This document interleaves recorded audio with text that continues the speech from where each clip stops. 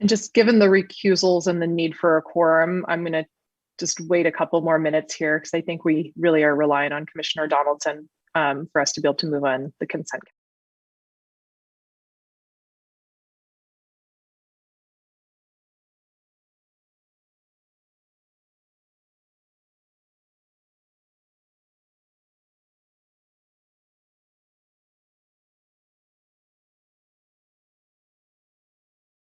Okay, great. I see Commissioner Donaldson has joined us. So with that, we will go ahead and call this meeting of the Albany Planning and Zoning Commission meeting of March 10th to order. And with that, we will move to item 2, roll call. Yes, good evening. Commissioner Donaldson? Commissioner McLeod? Here. Commissioner Moman? Yeah. Commissioner Pilch? Present. Chair Waddy? Here. With that, we will move to item 3 on our agenda, ex parte communications. Do any commissioners have any ex parte communications to disclose this evening? No. Okay, seeing full head nods, we will move along onto item 4 on the consent calendar. And for the public, we do have 3 items on the consent calendar this evening. Given the need for recusals, and I believe 1 item that's coming off consent, just to make this move smoothly, we'll go ahead and read all 3 of the items under the consent calendar, open up to see if there's public comment on any of those, and then we'll go ahead and take either an individual roll call vote or pull one of those off. So I believe item 4-3 will be coming off of the consent calendar, just in case anyone else is interested. But the 3 items we have this evening, item 4-1, the Planning and Zoning Commission meeting minutes from February 24th. Item 4-2, planning application 20-067, design review for a 2-level addition at 1248 Portland Avenue. This was continued from January 27th. And on this item, both I and Commissioner McLeod will be recused. Item 4-3, planning application 20-054, design review for a 2nd-story addition at 1248 Brighton. Commissioners, do any of you wish to pull any of the item 4-1 or 4-2 off the consent calendar? Well, I think 4-3, since we received some public comment, I think it would be good to have a discussion. So I'd like to pull that item. Mostly because we've had a couple of letters and I think it would be worth discussing. Okay. Then seeing no one else interested in pulling items 4-1 and 4-2 off the consent calendar, why don't we go ahead and open it up for public comment on those 2 items? Chris, is there any public comment on items 4-1 or items 4-2? At this moment, I'm not seeing anyone. Nope. Okay. With that, then we will go ahead and close public comment on those 2 items. Anyone who wishes to speak on 4-3, we will take that public comment when we call that item. And I will call the motion on item 4-1, and then I will turn it over to others to call the item that I'm recused on 4-2. So do we have a motion for item 4-1? Excuse me, Madam Chair, could I pull, I thought 4-2, 4-3 would be pulled, and no, 4-2. So I do want to discuss 4-2. Okay, you'd like to pull that one as well? That's the okay. one on Portland, yes. Mm-hmm. Yes, I know, confusing. They have the same number for both of them, but yes. Sorry. All right, then do we have a motion then for the minutes, which looks like the remaining consent calendar? I'll move the minutes. Okay, do we have on that second? All right, then Commissioner McLeod? Yes. Commissioner Moman? Yes. Commissioner Donaldson? Yes. Mm-hmm. Commissioner Pilch? Yes. And I vote yes as well in the meeting minute. That passes 5-0. With that, we will move on to item 4-2. Both Commissioner McLeod and I have to recuse ourselves. Planning manager, and I'm not sure who to turn it over to now with both of us being recused on this item. I'm not sure what protocol says on this one. You can advise. Well, it would go to Commissioner Pilch, I think, is the...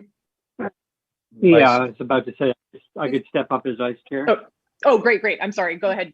Commissioner Pilch, please go ahead, and I will go ahead and turn my video off until we get to 4-3. Okay. So how about for item 4-2, we see if there's any public comment. Is there any public comment? I'm not 4-2, raise your hand. There appear to be any hands raised on this item. Okay, last chance for the public to raise your hands on this item. If I took you by surprise, I'll give another chance in a moment, but I'll bring it back to the commission. And I think Commissioner Donaldson, you wanted to remark on 4-2. Yeah, I did. That's good. Thanks. Thank you very much. So it's a small thing. I have a little design comments on it, a little design concern. The new addition in the back has a very straight roof. It's a box essentially with a straight roof with no variation. The existing building on the front has some decorative features.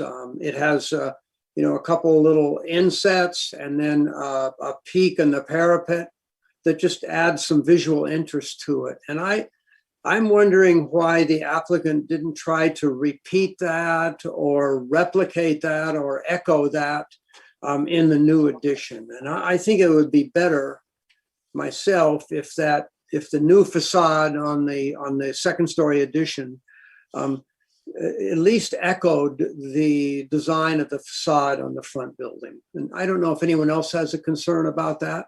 I mean, it's not a big deal. It is set back quite a ways, but I looked at it closely from the street and from the sidewalk across the street. And I think it'll look quite boxy if it's built the way it is. And it would not be very difficult to add some variation in that facade that would make it look a little bit more like the front, like a single building. So that's my concern. Strictly a design review question. Commissioner Momin, did you have any remarks about this item? I don't have a very strong feeling about the design. The feature that is on the existing structure is not really pronounced. It is very minimal.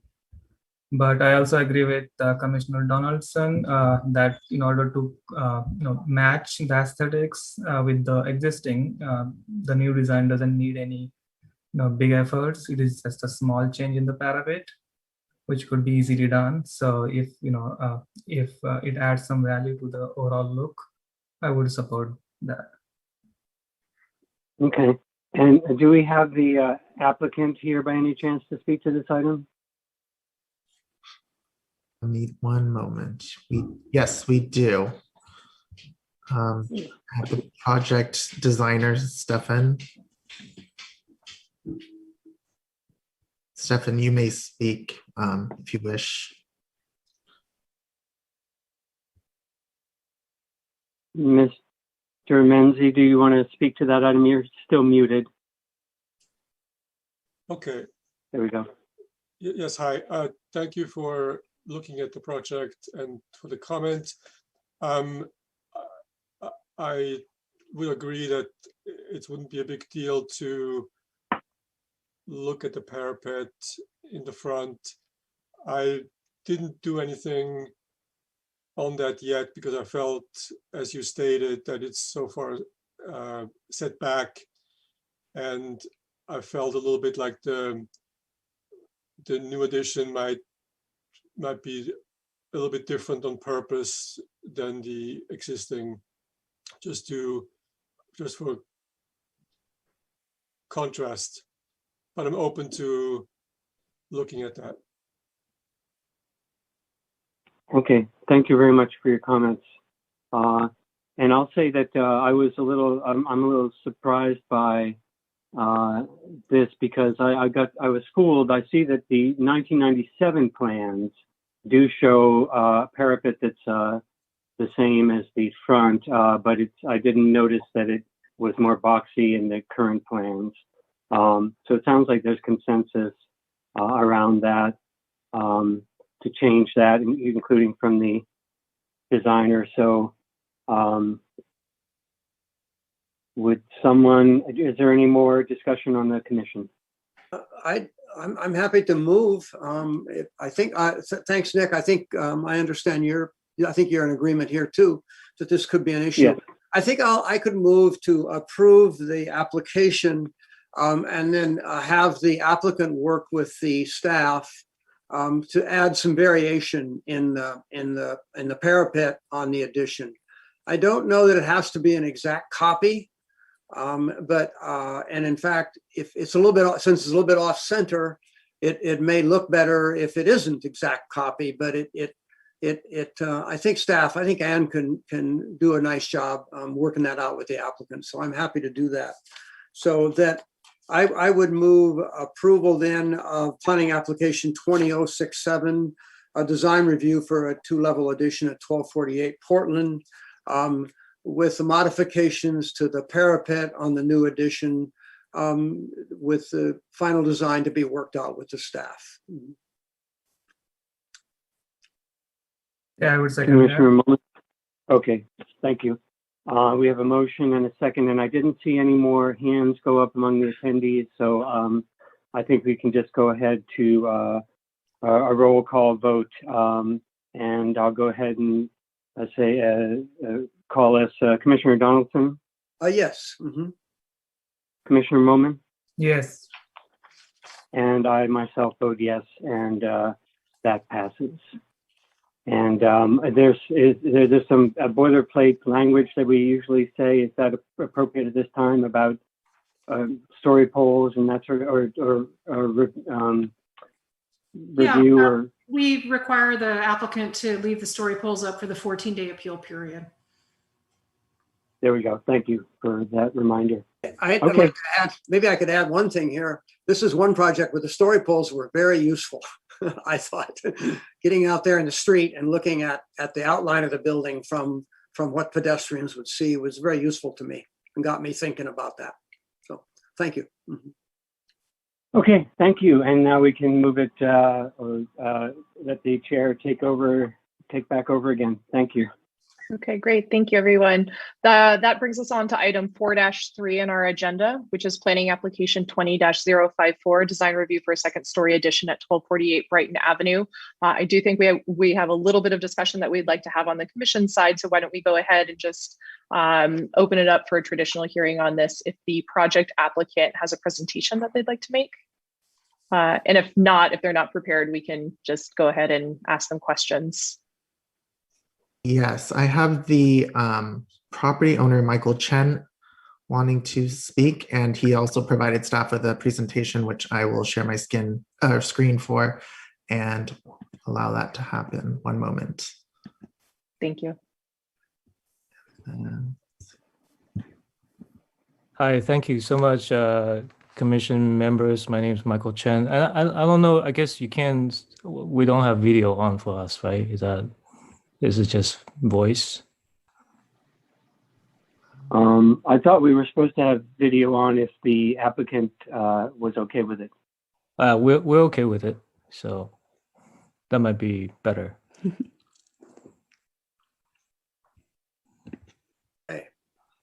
Okay. All right, I guess you can only hear my voice and then see the screen. But my wife my wife Brittany Chen and myself here, we're the owners and preside here in 1248 Brighton Avenue. Really, the whole point is really creating the addition to be a multi-generation home. So if we can go to the next slide. And really, these are the purposes really for planning for our elderly parents and also having a second full bathroom. Right now, we have 3 bedroom and 1.5 bath. So we're really kind of on top of each other right now. A home office for a remote professional for my wife. She has been a remote professional even prior COVID, and right now, in addition to her working at home, it's me as well, and so that's very challenging. And then obviously for a separate bedroom for our son and daughter when they get older. Can we move to the next one? Next slide, please. Mr. Chen, if you yes. can hold your presentation just for a minute while I promote you up, so you can show your video. Sure. And I just wanted to say hello as well. I'm Brittany Chen. I'm here.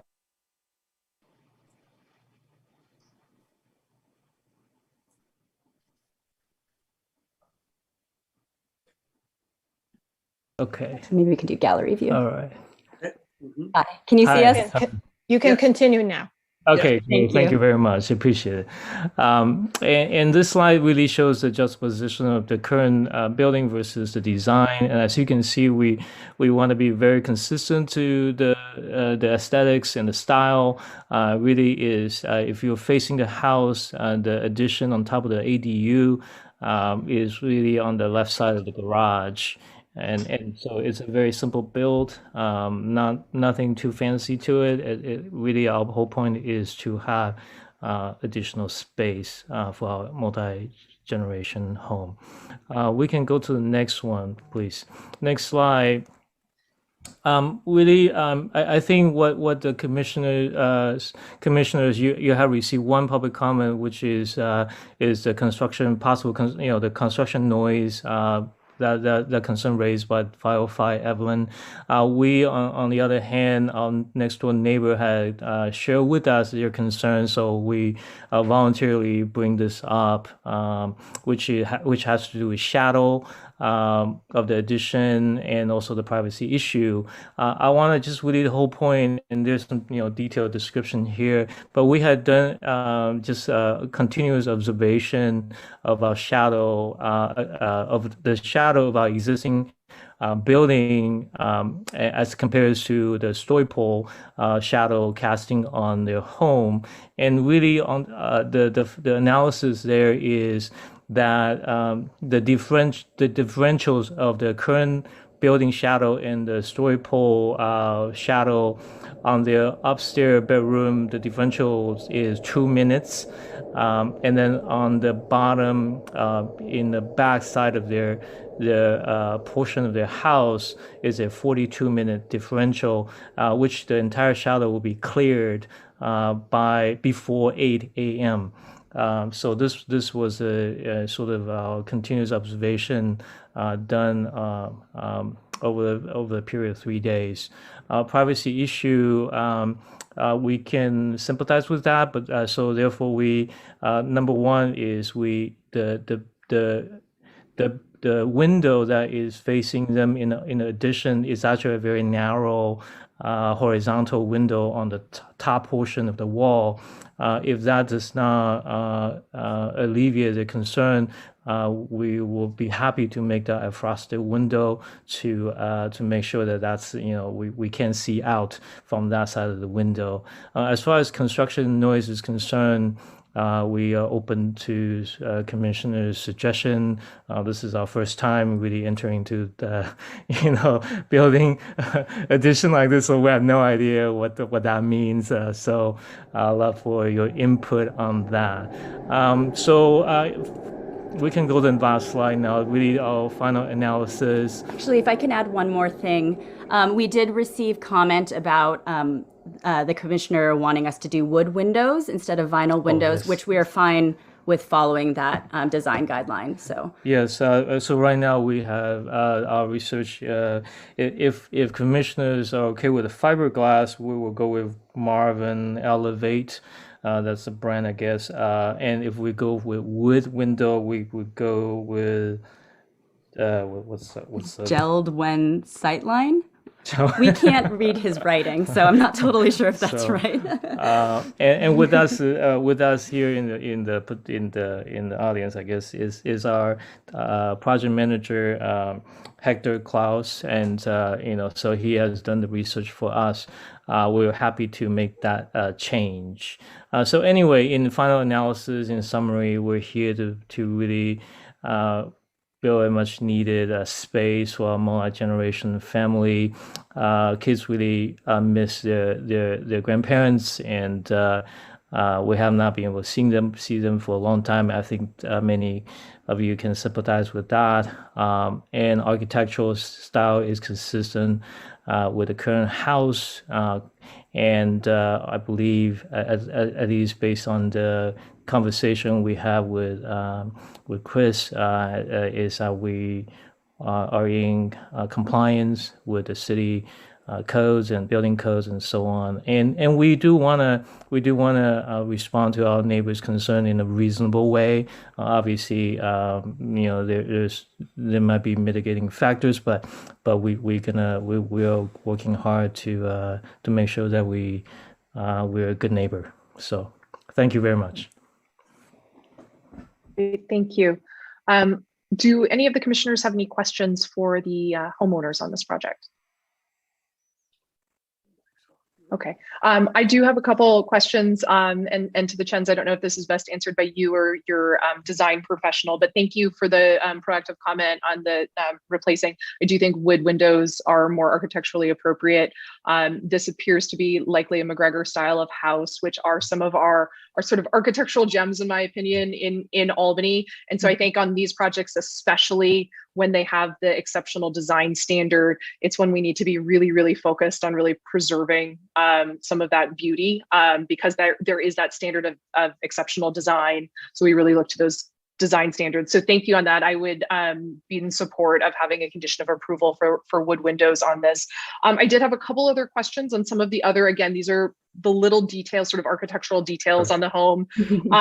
So a couple questions. One, on the rendering, it looked like there was sort of an applied, potentially like foam trim that was being placed around all of the windows. And I wasn't sure if that was just a result of the rendering tool or if that was an actual proposal. Whereas obviously on your existing house, it's more of just a recess. There's not really a trim on the outside of the window, which is very much in character with this type of a home. So question for you on that, like what is your plan as it relates to the window trim for both the existing windows on the house as well as on the proposed addition? So that's, I'll maybe list all my questions and you guys can hit them all at the same time. So that's one. The second is the chimney. It looked on your elevations that the chimney design was going to change, but looking at that, it also looked like the existing maybe wasn't drawn accurately and the proposed might be drawn accurately. So that might just be a drafting error. So I just wanted to double check on that, because again, these chimneys are kind of quirky and special to the style of home. And then lastly, just confirmation. I know the plans said there's obviously a lot of roof going on this addition. And I just wanted to confirm the plans noted that the roof material tile would be to match existing, but I want to be sort of very affirmative that means clay tile, not sort of a faux fiberglass kind of plasticky look. Because again, those are one of those nuanced things that devils in the detail of execution for a high quality looking product versus not. So those are my other questions on that. And with that, I'll let you guys respond. Yeah, thank you. So as far as the first question, the trim, we actually never really discussed that. I think that what we had said to the architect is that we in keeping with the same design. So that never really brought up. I think that is just a rendering issue. So we want to make sure that it is consistent with the style, and we are very we're sensitive to the fact that it is a McGregor style. So we want to make sure that the architectural style is being preserved. So that is, and so that brings into the second question of chimney. No, there's nothing, no alteration on the chimney. We love our chimney, so we want to keep it the way it is. Yeah. And that side, basically that side of existing dwelling is not being touched at all. So that's not gonna change. And lastly, roof. Yes, absolutely. We want to. In fact, right now, our current house, the roof, it's just kind of. Currently, I think it's a patchwork of, at least on the outside, where you can see is there's one section is tile and then another section is not. So I think in this case, we can, just at least from the addition is in keeping with the clay tile and the original style. Yeah. Wonderful. Thank you very much for following up on that. Commissioner Donaldson? Oh, yeah. I'm glad you brought up the roof because it reminded me of something I saw when I was in the field out there.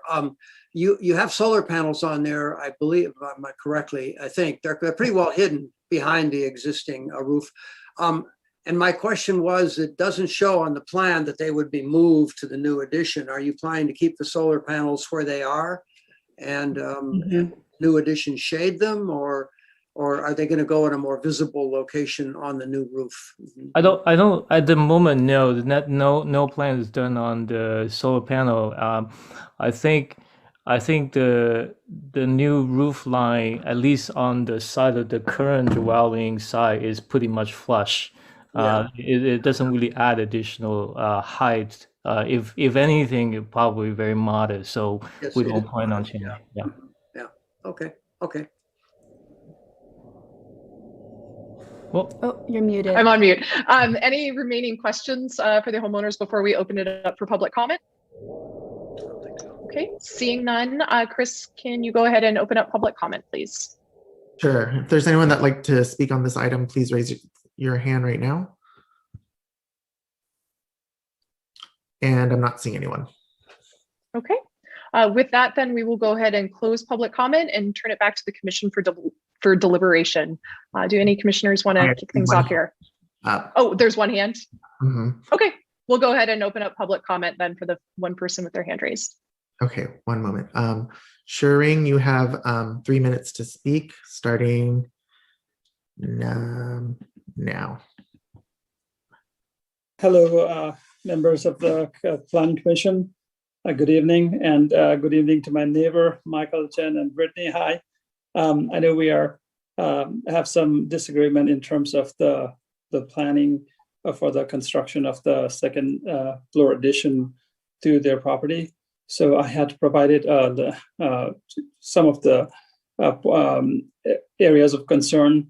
I don't know how exactly all this works, but I think my main concern was because of the fairly significant addition from where we live in terms of the location of the house. The overshadowing seems a lot more significant than what I think was positioned. So I think there's a difference in how we may have done the measurement. My measurement was showing more in the time of 45 minutes to an hour and a half overall in terms of the overshadowing. So I think that is our primary concern, along with the privacy item that we raised. So I don't know whether that makes an impact in terms of the review or from the commissioner's standpoint, but I wanted to make sure that there was a point of difference in terms of our observation on how long the overshadowing is occurring. Thank you. Thank you. Chris, are there any other members of the public who wish to speak right now? I'm not seeing any other speakers. Okay, we'll go ahead and close public comment then again and turn it back to the commission. Who would like to start things on the commission? Commissioner Momin? Sure.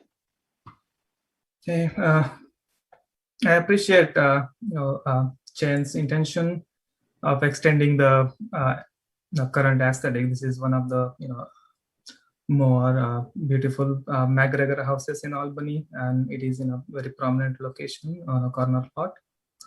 So your efforts are really appreciable. I have some comments about the bulk of the house. Again, it is not conditioned for approval, but just suggestion that would improve the design. The house is already 50 feet long, and your addition has added another 16 feet along that street. I think some minor adjustment, not minor, but some adjustment would make big difference. What I think, let me go to elevation or plan. Your new addition on the ground level, the ADU, is almost flush with the existing house. It would help. You can follow. Explore two options. One is recessing it back and making longer. That would create kind of a two planes in the house rather than having whole length in one plane. and that would mitigate some feeling about that being an elongated long house along the street. Other option is you have this entry niche, and entry niche stops at level 2. If you extend that all the way up and break the roof, because your roof on the new addition is really becoming huge, and because it's pyramidal, it is kind of giving a like impact of a big structure. If that entry niche is extended all the way up, you would have kind of a very small grain feel of houses, the way like townhouses, attached townhouses have. And maybe you can differentiate the portion on the left side of that niche in a different color. That would help in breaking the scale of the the new portion, which is looking really bulky in comparison with your rest of the house. That is only suggestion I have. Rest of everything is really looking nice.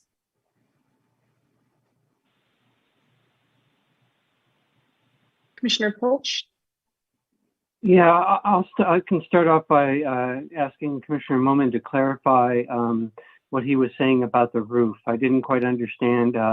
Were you suggesting that there might be changes to the roof that could help the design as well? Could be. The roof that is above the existing garage, has a pitched roof.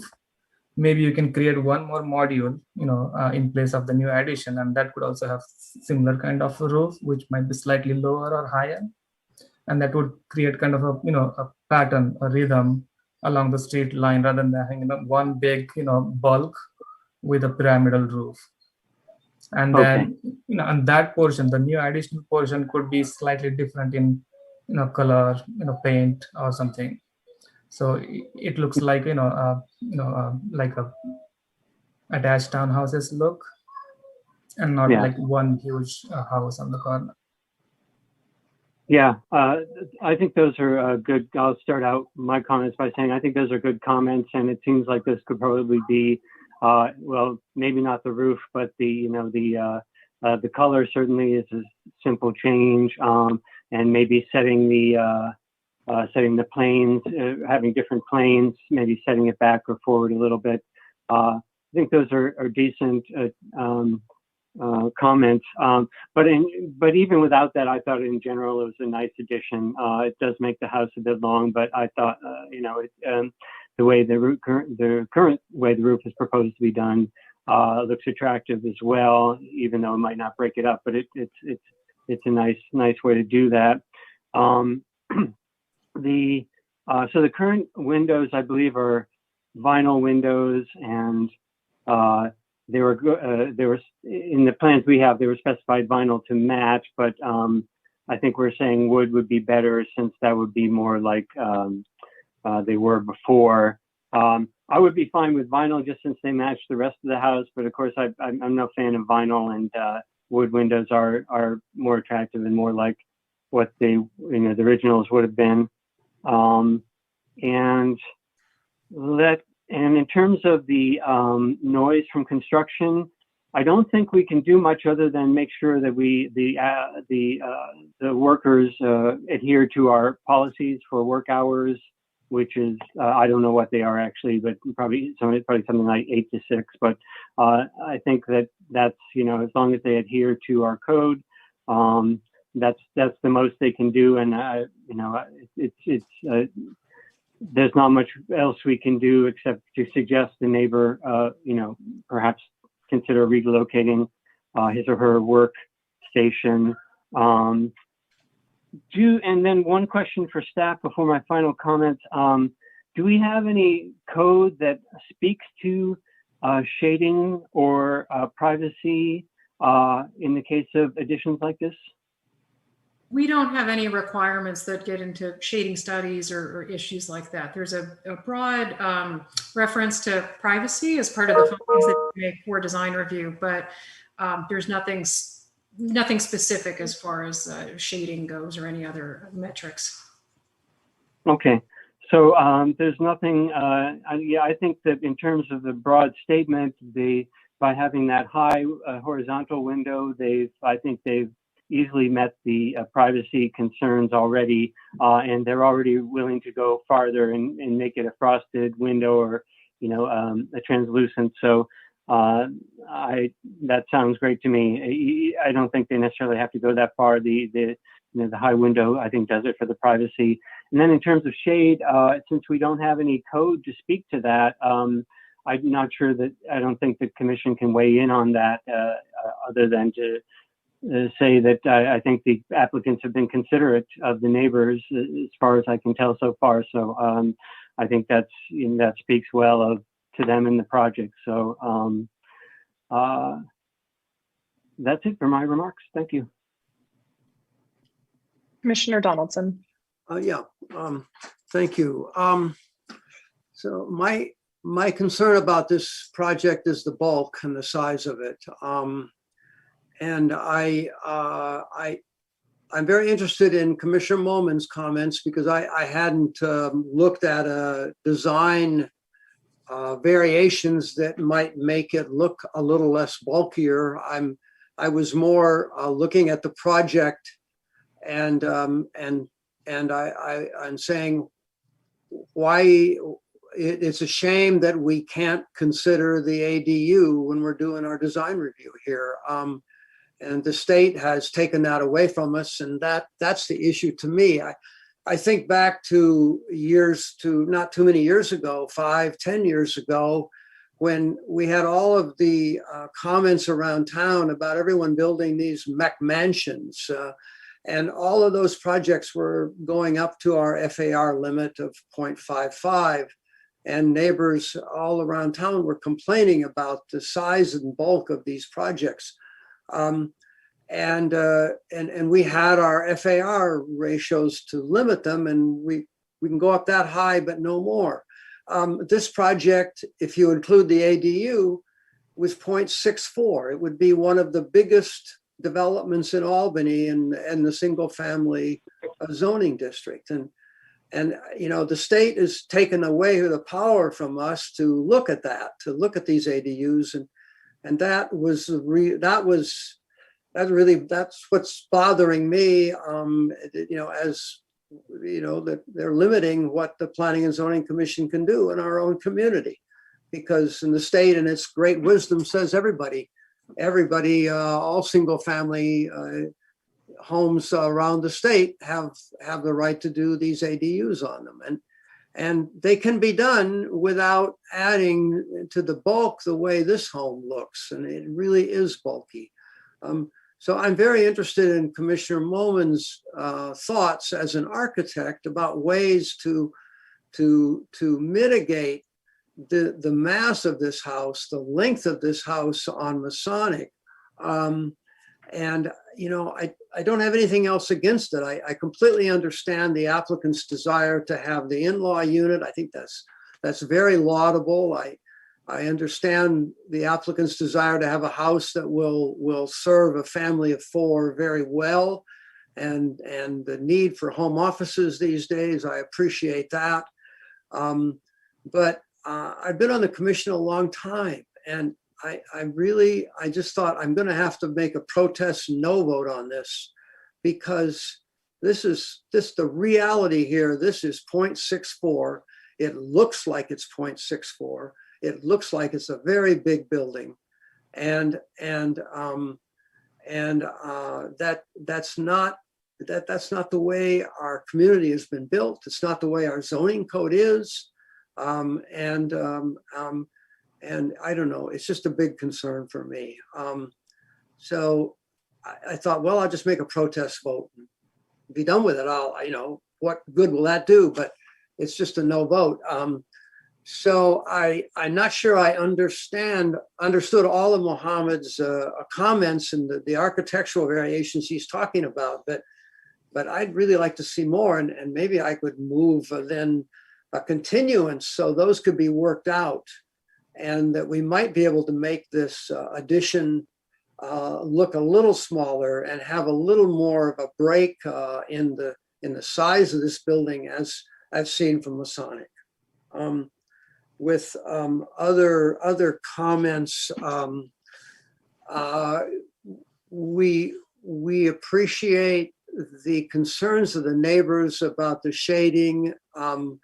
We see that from time to time. The fact of it is, in Albany, we are a very dense city. We have very, very small setbacks. This actually is a 20-foot setback because this is technically the backyard of this site. So that mitigates the impacts on the neighbors' windows, and then compared to if they were building out to a 5-foot setback. But it is kind of the way we have to live in Albany, and this commission has to deal with this all the time. I, as a resident of Albany, have to deal with the fact that my neighbor on one side is 10 feet away and my neighbor on the other side is 10 feet away. And that's what curtains are for, blinds are for. I think the design they have with the upper window that is not one you normally look out is fine. I don't think it needs to be frosted. I don't think that's necessary. I have a window like that and we have a blind on it, but it rarely is, if ever, gets opened, and rarely do we look out it. I think it's a good privacy protection to have those clear story windows. They work fine in Albany, and it's part of what we do. I'm not very concerned about that. And Nick, I would suggest with the construction noise mitigation, we could have a condition on here that would require some heavy duty plywood along the fence or along that line if there is a sensitive use next door. And particularly, we've done that in a couple of cases where there was a massage therapist next door, or someone who, maybe even today working from home during the construction period. That can be very disruptive. It adds a little bit to the cost, but a good solid plywood anchored up with a frame of 2x4s can really mitigate quite a bit of the construction noise, I think, and then removed when the construction is done. So those are my comments, and maybe instead of saying no, maybe we can get enough votes here to continue it and have staff and Commissioner Mohlman, with some Commissioner Mohlman's input, do some things to sort of break up the mass of this project along the Masonic. I'd be happy with that. So, and Commissioner McLeod's an architect too, and he hasn't weighed in, so I'm interested in his comments. Okay, thank you. Yeah, I guess it's my turn. I guess I could go down the list. The ADU, of course, we can't comment on or make any requirements.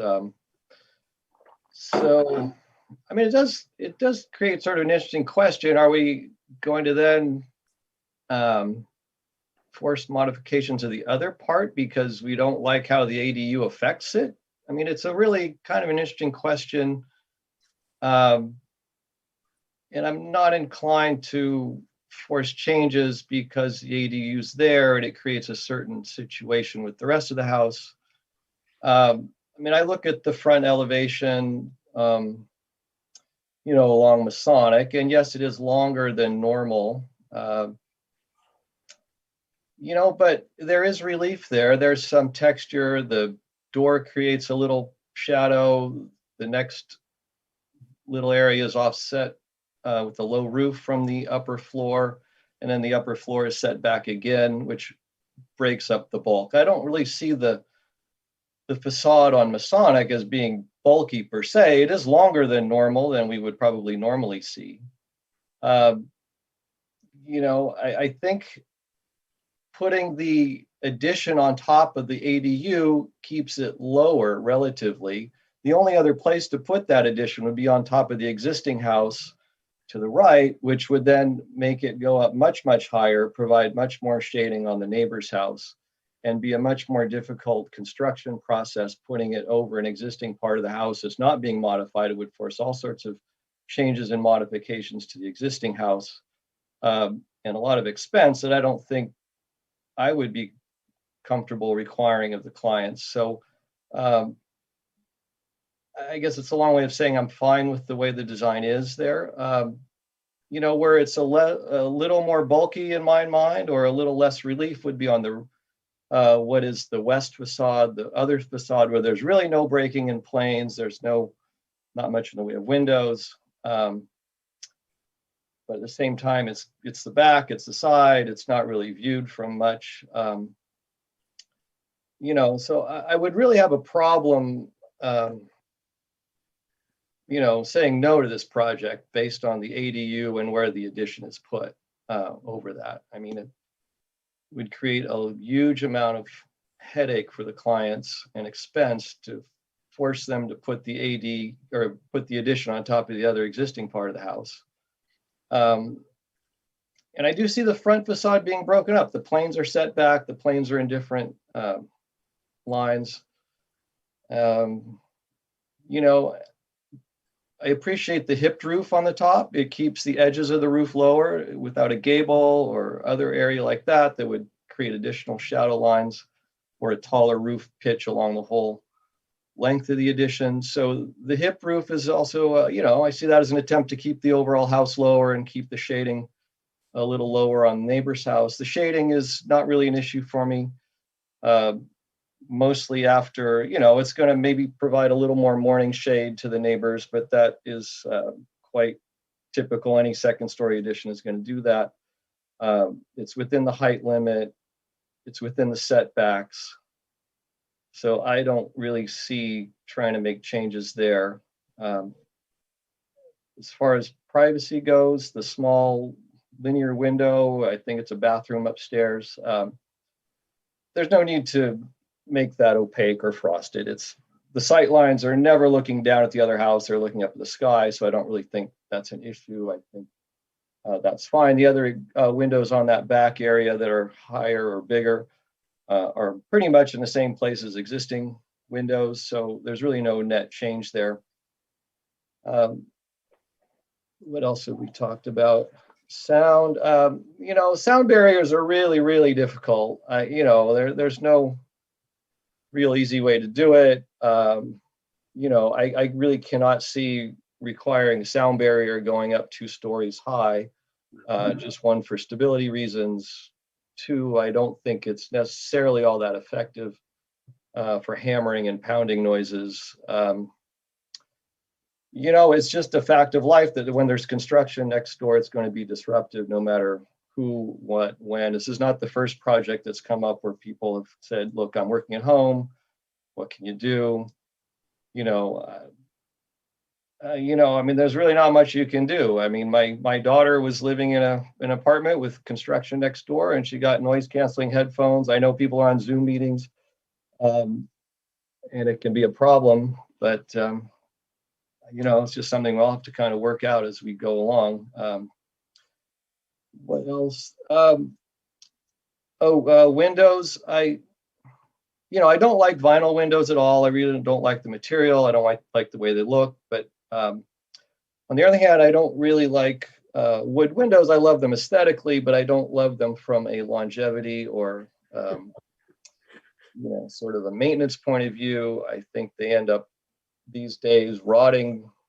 You know, they are not that durable. I don't necessarily last long. In my own practice, both architecturally and in construction, we do not use wood windows ever for maintenance and durability and longevity issues. So, you know, I'm fine with fiberglass windows, and I'm fine with aluminum clad. Aluminum clad would be maybe a little bit of an upgrade. The Marvin fiberglass windows are very good windows functionally. They have a very flat plane though. So if you'd use those windows, they're going to have to be recessed to meet the 2-inch setback code, which I think if you're matching at least the trim around the windows and setting the windows back, I'm perfectly fine with them being fiberglass.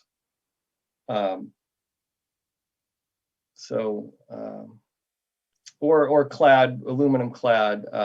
You know, if you match the trim around the similar treatment as your existing windows, I would be perfectly fine with that and assuring that you get that setback.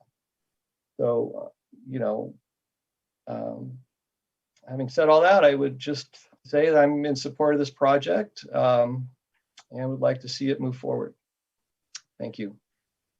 Thanks, Commissioner McLeod. I'll just wrap up with my final comments here. Listening to other fellow commissioners, I would be willing to entertain a continuance to work on some details. What I will say, though, is I'm very supportive of the square footage that you're proposing. This is not about cutting down the number of bedrooms or the interior programming. I do feel like it could benefit from some architectural moves. And I feel like designing on the fly by commission often is not, it's one thing if we're talking about a couple of material details, but making really significant changes, I always get a little apprehensive about doing that on the fly. I hate delaying projects unnecessarily, so I really do reserve this for times where I think it could benefit from that.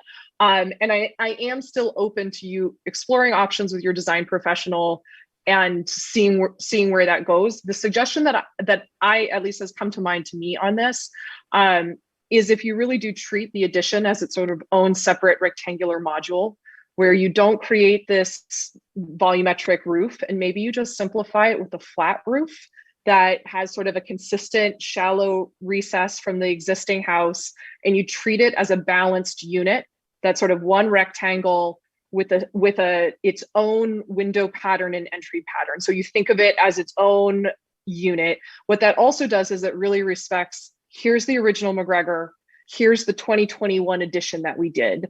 And so, maybe getting rid of the belt course, which is a little clunky as designed, which honestly is probably just adding a fair amount of cost, but doing a little bit of a lighter touch that really reads as a separate structure will save you some cost on the volume of the roof. That roof isn't actually giving you head height according to the section. It is more sort of decorative. And I think there's a way to execute the details in a really high quality way that still gives that same consistent feeling like this is still all one vibe of a house. It's not two different, tacked on things.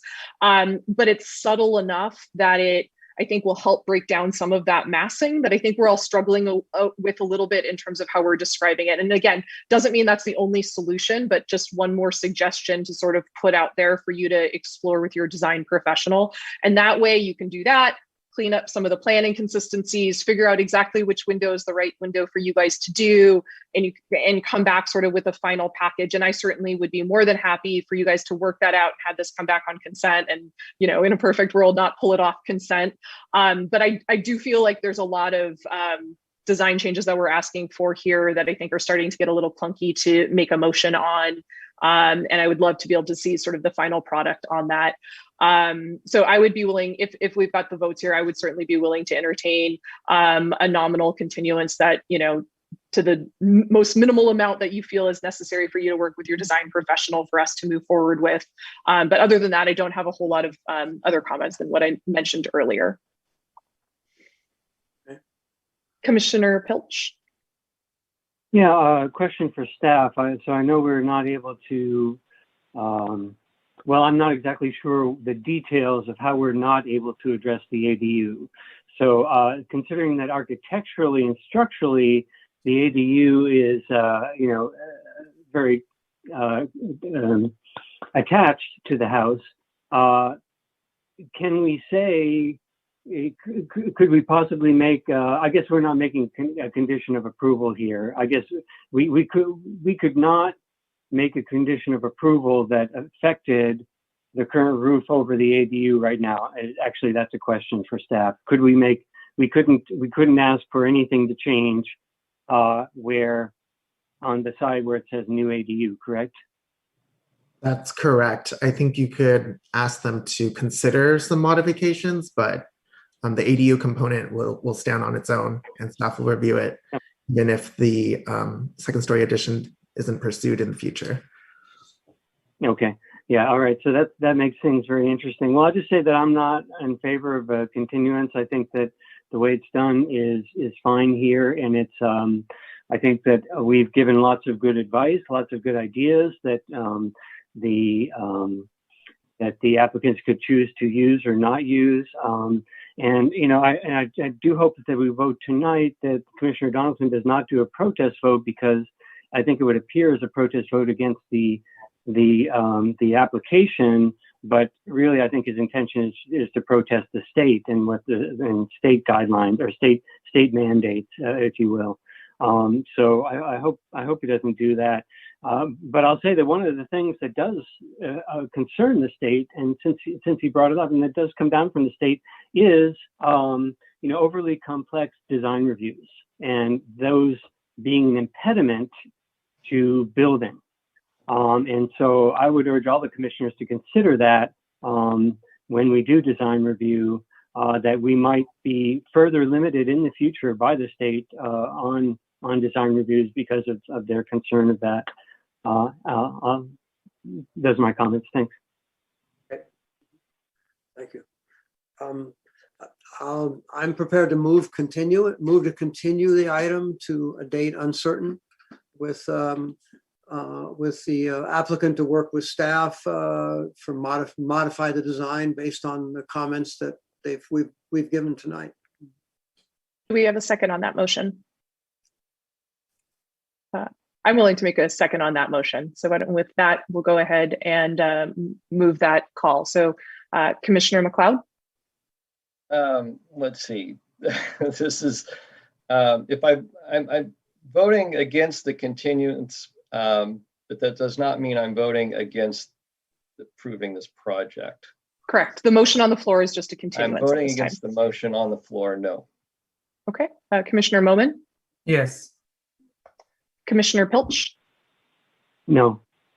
Commissioner Donaldson?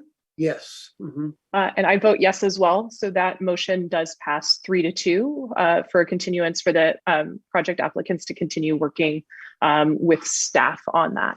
And again, I just want to relay, the commentary here that it sounds like there's a lot of support for your project, and we really aren't talking about a need to, remove massing. This is some architectural details. Sorry, Planning Manager Ann Hirsch, did you have a comment? We can get it continued to a date certain, so we don't have to resend out the public hearing notices. So it could be continued either to the next meeting of March 24th, which would give the applicants about a week to make some revisions.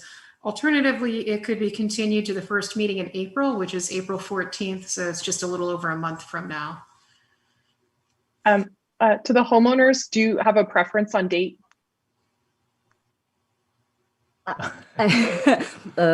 mean, I think our preference would be to do the sooner one. We can always continue it out another date if you're not ready at that time. Yeah. So what? Do that and continue it to March 24th. And if for some reason some additional work is needed, we can simply have that on the consent calendar to continue it then to April.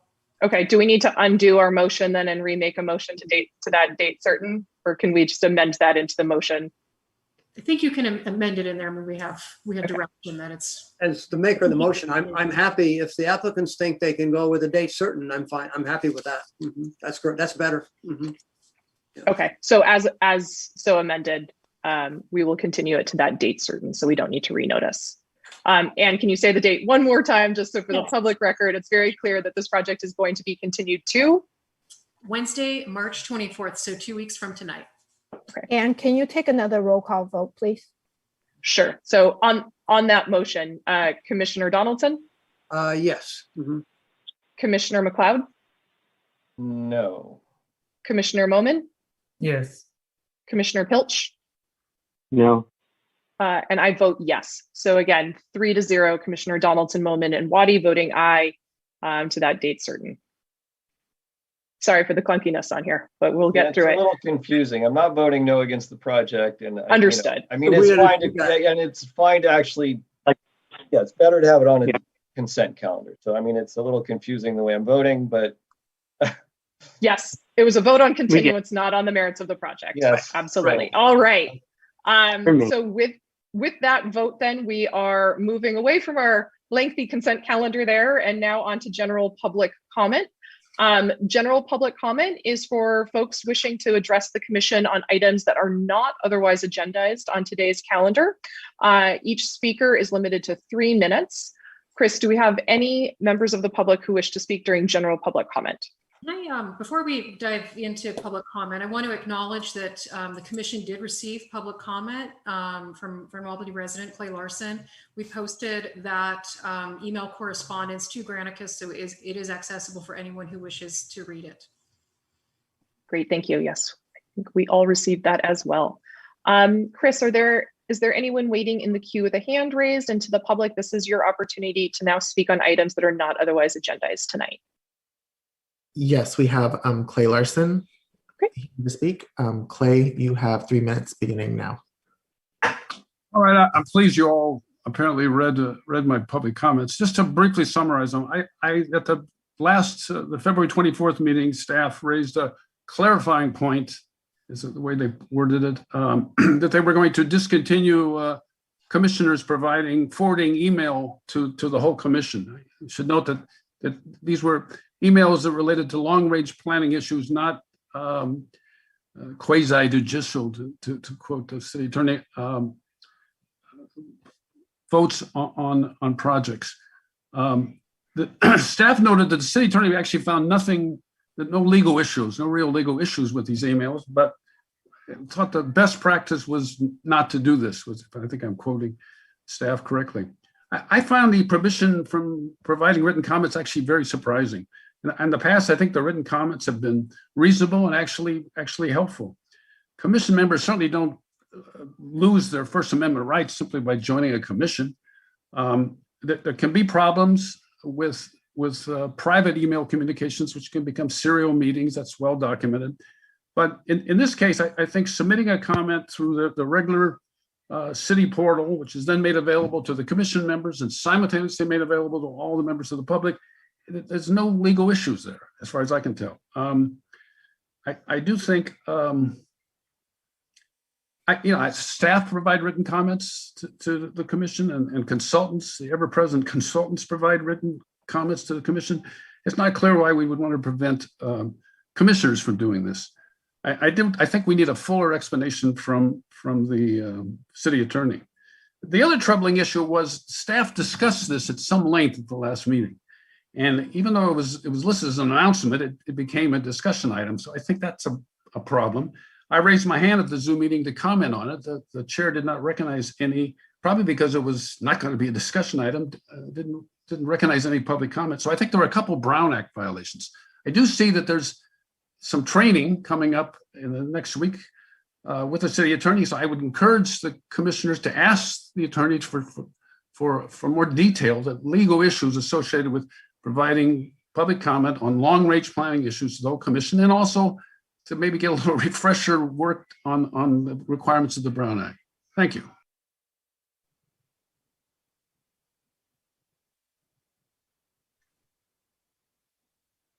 I see no other speakers. Okay, this is the last call for general public comment. Are there any other members of the public who wish to speak? All right, seeing none, we will go ahead and close public comment. And I just want a clarifying point, if I may. Please, go ahead. We do want to address this as part of the training that is scheduled for next Thursday. So we do intend to look into this further and have some more precise information to share with the commission as part of that training. Great, thank you. With that, then we will go ahead and move on to item 6 on our agenda. These are discussion and possible action items. First up is item 6-1, planning application 21-003, design review and conditional use for a building lift, lower level conversion and addition at 830 Cerrito Street. Staff, do you have a presentation for us? Yes, one moment.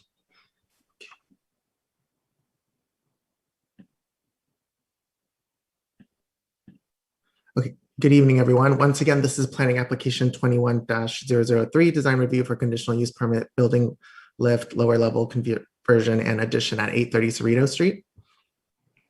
Some background on the property. The subject property is a 5,000 square foot lot with a 2-bedroom, 1-bathroom, 1,082 square foot house built in 1925. City records show the following work done to the property: roof porch replacement, dry rot repair, termite repair, re-roof, electrical service upgrades, converting the overhead service into underground, and sewer laterals and furnace replacements. Here's a street view of the property as it sits today. Project requests. The applicant is seeking design review approval for the building lift lower level conversion in addition to the home. A conditional use permit is required to extend the northwest walls vertically with the associated building lift to accommodate the lower level conversion. Altogether, this would result in a 3-bedroom, 2.5 bathroom, 2,369 square foot home with a maximum height of 22 feet and 4 inches. Here's an existing front elevation of the home. And here's the proposed front elevation. Exceptional design. Projects which exceed a 0.445 FAR are subject to an exceptional design as reviewed by the Planning and Zoning Commission. Exceptional design treatments include a new modern architectural style for the home, substantial landscaping and hardscaping improvements, which include new pathways, new decks, and new plantings. New windows, Marvins, are proposed throughout the home. A new single wide garage door is also proposed, and metal guardrails are proposed at the front and rear balconies. Here's 3D renderings of the proposed home with the proposed building lift and hardscaping. Parking. There are currently 2 off-street parking spaces provided in the existing attached 2-car garage, which is located at the front of the home. No additional off-street parking spaces are triggered under this project scope. Conditional use permit. The subject property is a 50-foot wide lot and thus requires 5-foot side setbacks per the zoning code. The existing northwest walls are non-conforming with respect to setback requirements at 2 foot 9 inches from the side property line. The applicant is seeking approval from the commission for a conditional use permit to extend these northwest walls vertically with the proposed building lift to accommodate the lower level conversion. The findings for the conditional use permit were included as part of the staff report. And this diagram just shows the northwest walls that are non-conforming at 2 foot 9 from the side property line where 5 foot is required. So it's these walls in question here. Staff has not received any correspondences in regards to the project proposal. The project is categorically exempt from CEQA review per section 15303. And recommendations, staff recommends that the Planning and Zoning Commission review and approve the proposed project subject to the conditions and findings and conditions of approval. And with that, we're happy to answer any questions. Thank you. Thank you, Chris. Are there any questions for staff? Okay. And Chris, does the project applicant, is the project applicant here wishing to give a presentation? I see the project applicant, Ryan. Ryan, you have, hold on one moment. Ryan, you have 3 minutes to speak, and you can enable your video if you wish.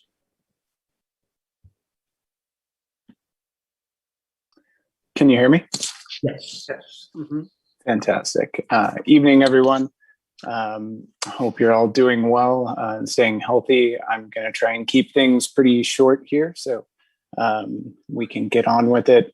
Scope of work for the project is an 18-inch lift and a reconfiguration of the roof to add a sloped roof behind a parapet to replace the existing flat roof, which has some rotting issues and leaking as well. That will result in an additional 21-inch increase in height to a total of 39 inches of increased height for the total structure. The proposal is to convert all 922 square feet of the existing crawl space to added living space for new bedrooms, bathroom, and office. And then upstairs, we'll be adding a great room with a new internal staircase to connect to main level. As well as a new 365 square foot addition for a new front entryway. This also includes remodel to the existing kitchen with removal of interior walls, both non-load bearing and load bearing, to create a great room with deck, which improves access to the rear yard, and a new front deck as well. The project also includes aesthetic changes to provide more consistent design aesthetic, moving from the existing conglomeration of styles to the contemporary aesthetic displayed in the submitted plan set. Currently, the home combines architectural elements of the neighboring properties immediately left and right of the home, including Spanish style roofing from the neighbor to the right, while bringing modern shaping and bulking from the neighboring property to the left. The proposed design elements bring the home its own more contemporary design aesthetic, and will take the home from a 2-bed, 1-bath, 1,082 square foot home to a 3-bed, 2.5-bath, 2,369 square foot home. The proposed work also includes vertical extension of existing non-conforming wall as discussed. There will be no new windows on this wall, and any additional impact to the neighboring structure is expected to be consistent with the existing condition. There is also substantial hardscaping proposed for the rear yard, both use and aesthetic improvements to the flow of the house from the interior to the exterior rear. The new decking and patios allow for expanded use of the rear yard for dining and recreation, while also retaining a substantial area for lawn covering. Lowest patio also serves as a window well to allow for egress from the new master suite on the lower level, and thusly providing both utility and recreative purpose. Keeping with this idea, we're also expanding the deck at the front elevation in order to provide more ease of access from interior to exterior, while also adding interest and consistency in design to the front elevation. I also have the homeowners are on the call tonight, so if you have any questions for them, please let me know. Great, thank you. Do any commissioners have questions for the project applicant? Commissioner McLeod? Yeah, just out of curiosity, I'm looking at your floor plan on the main or the upper floor in the kitchen, and then off diagonally to the left, there's a sink and a countertop. I'm just sort of wondering what that is and how that relates to the kitchen. What is that? Yeah, the idea is area and sink. Yeah, the idea is for that to be a wet bar, something that's more easily accessed from the exterior, kind of a dining area. Okay. And then just out of curiosity also, I appreciate, well, I see the steps down to the lower bedroom. But I guess my concern there was that you don't have, the windows are too high in the wall for egress. Have you done a little section of that area to make sure the windows are actually meeting egress requirements? I do believe those windows are meeting egress requirement. I don't believe we have a section depicting that specific location. Yeah, I guess just to me, they look too high off the floor down below, but I can't really tell. So, I mean, that's going to be a concern for your building permit more than for what we're doing here tonight, I think. But yeah, just wanted to make sure that's taken into account, because that might change how your steps are, how far down they go and how low that little patio is. And so you're lifting, correct? And so you're redoing the entire foundation? Yes. Yeah, so you'll have just like retaining walls in the back that will be waterproofed with drainage. And that is correct. Yeah, okay, because it's like a almost partial basement in the back. So that's what it looks like to me. Yeah, your understanding is correct. Okay. Okay, well, that's it for right now. Are there any other questions for the project applicant? All right, seeing none, why don't we go ahead and open it up for public comment? Chris, are there any members of the public who wish to speak on this item? I am not seeing anyone. Okay, last call for the public. If you wish to speak on this item, now is the time to raise your hand. All right, seeing none, then we will go ahead and close public comment and turn the conversation back to the commission. Commissioner Donaldson? Sure, I think I can start. Yeah, I like this project, Jim, I really do. I looked at the designs and I looked at the site, and it's just a pretty radical change at the front of the building. And I kind of like the existing front facade of the building. as it is right now. But I really like what the applicant wants to do here. The conversion to a consistent contemporary design suits me. And I think it's going to be a handsome building. If you concerns, I guess they're somewhat minor. I guess I would say comment on three things. I'm not sure that the front door is like dramatic enough. The garage door sticks out a ways and is really a big area, and it kind of dominates the facade. It does today as well. But I like having a little porch there in it. And it may be, it was hard for me to envision how the landscaping would change, but this issue of, in my mind, of not having a dramatic enough front entrance is an issue that might be resolved by how the applicants redo the walkway and the little fence, if they do it, and the landscaping. But it's going to need something to sort of punch out to make the entrance, the front door more apparent in my thought. And then I was contrasting that with the existing archway on the north side of the house, which I like, and which is there now. It's not proposed to be changed. But with the door front recessed, the main front door recessed, and all of that, it might add more emphasis on that archway, that little appendage, that little facade treatment. So I didn't know what to do about that. I think it's probably fine the way you've proposed it. I think it's good. It might be a good idea to keep it. But it just emphasized with me the need to do something here to make the entrance more apparent and more dramatic. The other, and it's only a minor concern. It's not a deal breaker by any means. The other little concerns was I personally thought there was too much hardscape in the back, too much concrete. You might need to have concrete down there at the bottom of those stairs, but there's a lot of it at the top too. And I wouldn't do that. I would have a softer landscaping there. But that's in the backyard. It's your private space, and it's not really a design review question for this commission. I don't think, or not one I want to suggest changing. And those are my design review comments. I think it's a nice project, and I look forward to seeing you. I think it might be a very attractive building when it's completed. So, okay.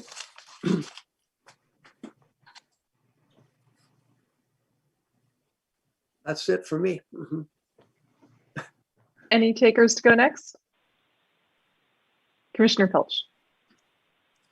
Yeah, I think I can echo Commissioner Donaldson's remarks. I like the project. I don't really have any issues with it. I'm not an architect, but I might suggest reflecting the archway in the front door, having that be some sort of arched door, or having an arch over the door.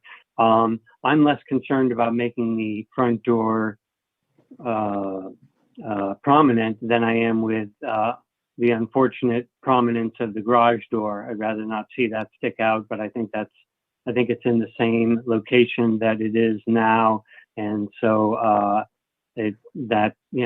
wouldn't suggest any changes. But in general, I'd rather see a door face the street rather than a people door rather than a door for things. And other than that, yeah, I like the project. I think it's a nice project, nice design. And that's it. Thanks.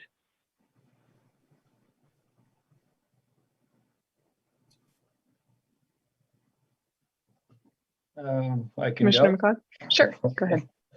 Yeah, I'd like to say I really appreciate this project. The lifting the house, it's a great way to add a whole floor, and relatively unobtrusively, in this case, it's only going up, I think the applicant said 18 inches, but I think in the documents I read it was 3'3", but either way, it's minimal.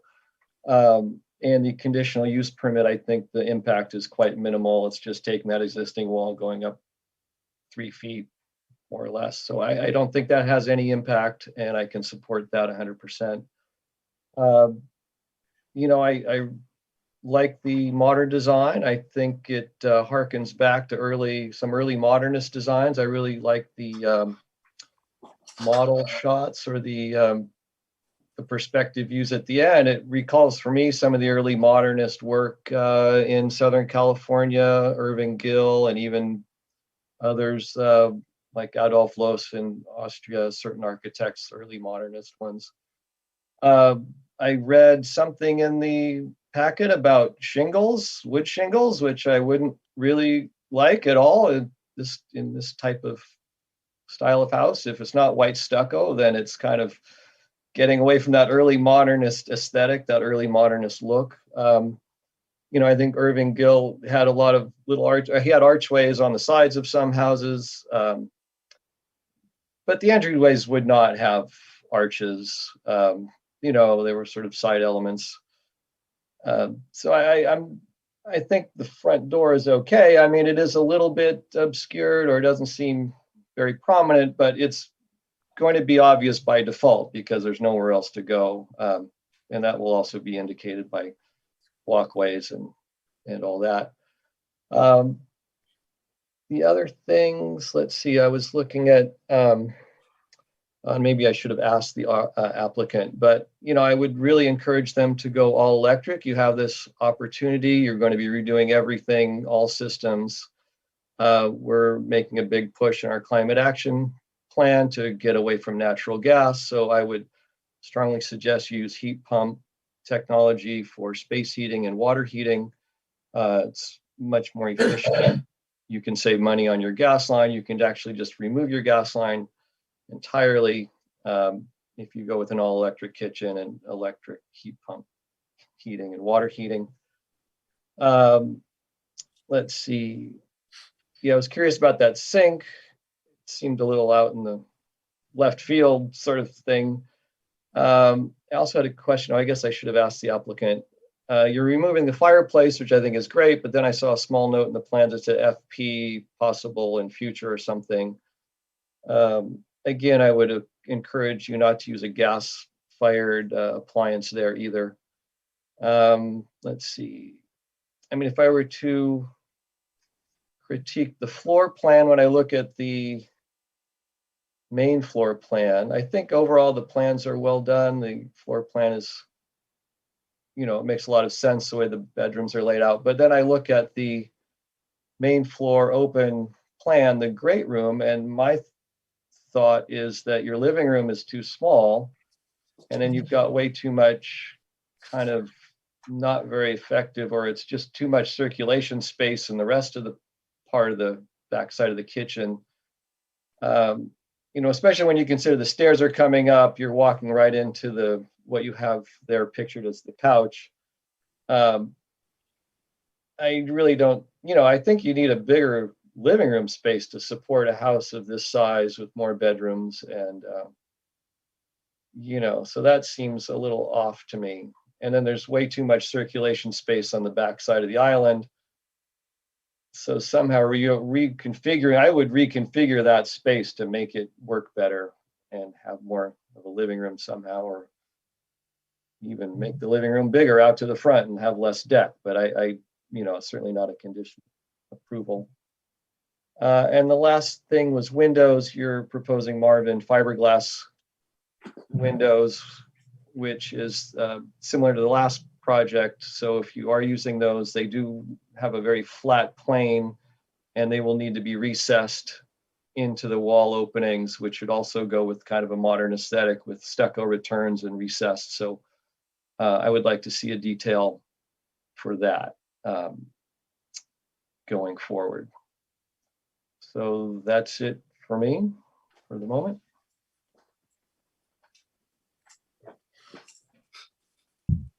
Commissioner Momin.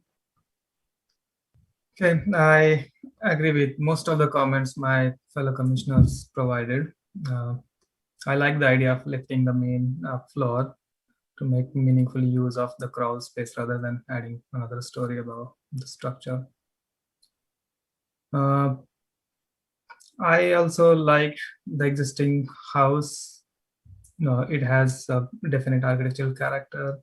It has a very well composed, symmetrically organized windows on visible facades, and it has arched openings and flower beds and trims and embellishment. It gives a nice character. But I'm also not against the change of aesthetics from vernacular to modern, and what has been designed looks decent. Although I think the repetitive windows on the front might look somewhat, and along with horizontal guardrail might look somewhat relentless. Maybe there could be some variation in some form. The plan shows a trellis above the living in front of above the decks in front of bedroom and living room, but it is not shown in the front elevation, and so it is difficult to assess the impact of that. It would be useful to make it more prominent and maybe integrate that with the decks in a better way, maybe with some kind of posts or something that would create some variation in the upper floor elevation.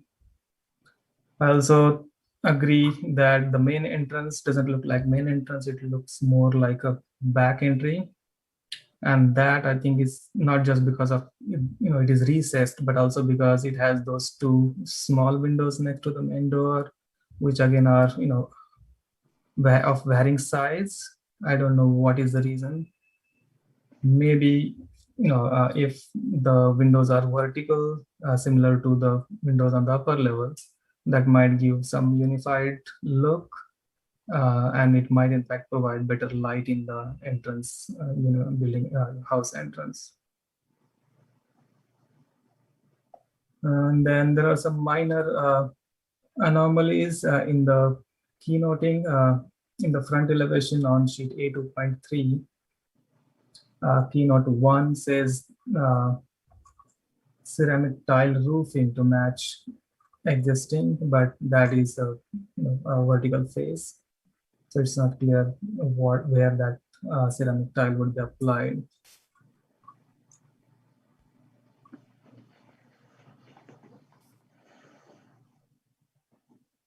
Yeah, that's all I have. Okay, thank you. I have a couple comments, and before I jump in there, I did have one question for staff, actually. This project, unless I'm missing it, but I didn't see a landscape plan. Is this project subject to a landscape plan due to exceptional design? It is subject to the exceptional design requirement. There's not a proper landscape plan other than that the main floor plan shows the hardscaping details as far as the terrace steps and pathways. And then also on sheet A1.1, we see some more details with the plantings. So there's not a formal landscape plan per se. Okay, but the planting on A1.1, like it doesn't specify what the actual species or plants are, I believe, right? I'm not seeing any detail around that, right? The schedule on that sheet is windows and doors. Yeah. Okay. So that's certainly a comment that I have. I mean, I feel like when we have these projects that are held to the standard of exceptional design where we require a landscape plan, I feel like we really do need to have a dedicated separate landscape plan with, the full site plan. So I do think one of the important points here is, as we're discussing, and I have a similar commentary on the pedestrian entry, the main residential entry, landscaping could do a lot, or the layout of the hardscape and landscape could do a lot to sort of deal and relate to the architecture. But without being able to see what that looks like because we don't have a landscape plan that really demonstrates that. It's hard to tell. And so it really is just looking at the pure architecture in its abstract, not in its setting. So that, I feel like I'm in a place where I certainly support the conditional use. I think it's a nominal increase in height, and I agree it's a really efficient use to capture the square footage. No concerns there. So if we are to the point this evening of making a motion to approve, that is, I think, one thing that I would like to see as a condition is to have a proper landscape plan prepared by either a landscape architect or the project architect, but done to a level of detail that we're used to seeing on these landscape plans. I also very much concur with the comments about the front entry, as well as Commissioner Pulch's comments about the garage. It somehow seems now that the garage is more focal and the residential entrance is really subordinate and secondary. And I usually like to have those flipped a little bit, but I do think there's a couple little changes that could be made. It is clear that the door has been placed far to the right to accommodate for the stair up. But it feels very, very squished to the adjacent window. And so I do think there could be some changes that are made either in terms of the door positioning of not being so scrunched all the way against the wall on the right. Maybe it's getting rid of that window against it and giving it a little bit more breathing room, turning the windows vertically. I don't feel like we need to prescribe it, but I would be comfortable getting to a place of having the project architect continue to work on with staff of making the residential entry feel more prominent in conjunction with their landscape plan. And I think that could also help soften sort of the dominance of the garage door feeling much more dominant. I do also feel, and I understand sort of the practicality of going to a wider garage door, but I do feel two side-by-side garage doors often do sort of break up the apparent mass of garages, whereas one big one, it's kind of like, it's a behemoth, it's big. I get modern cars are bigger oftentimes, and it is what it is. So, I'm not going to force the issue there, but it looks like a 15-foot garage door is quite large. So those are my comments, but overall, I think those aside, again, our standard here is exceptional design as well as conditional use. I certainly feel like it can meet all the conditional use findings. And I think on exceptional design, I would just need those two conditions added in to continue working on sort of refining the residential entry and preparing a proper landscape plan. So those are my comments. Commissioner Donaldson and then Commissioner Pilch. Yeah, briefly. Commissioner Waddy, I like your comment about, I really like the idea of a narrow vertical window next to the door that would kind of echo the shape of the door. I think that's a very good comment, and it would fit in there well, and I think might make the sense of the overall entrance a little more prominent. That's an excellent comment. Thank you. Mm-hmm. That's it. Mm-hmm. Commissioner Pilch? Yeah, and thank you. And Chair, I agree also with Commissioner Donaldson. I think the chair's comments are good. I would support those conditions that she mentioned. And I also would echo Commissioner McLeod's comment that if at all possible, I encourage you to go all electric in this project. I'm hoping for the day when we can mandate that. And I am curious, though, if we can ask the question of staff or the applicant about the ceramic tile roofing to match. What exactly does that mean?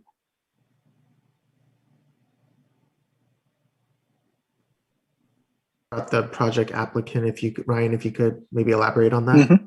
Yeah, can you hear me? Mm-hmm. Yes. Mm-hmm.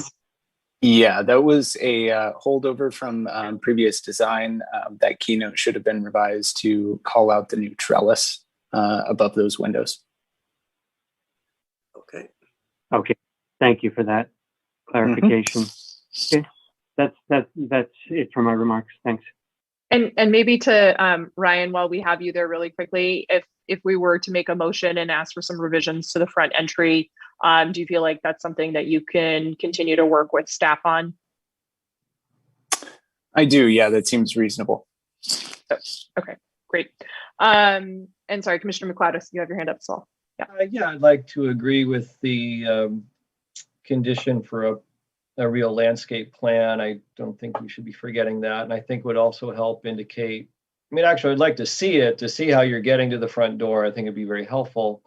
And then I would, following up, I had a question for staff. Do we have requirements or limits on pervious paving? Isn't there a calculation that needs to be done? Is that still something that we have to do, or an applicant has to do? They're required to provide calculations of the existing and proposed, but as far as like a threshold or a restriction, we don't have that.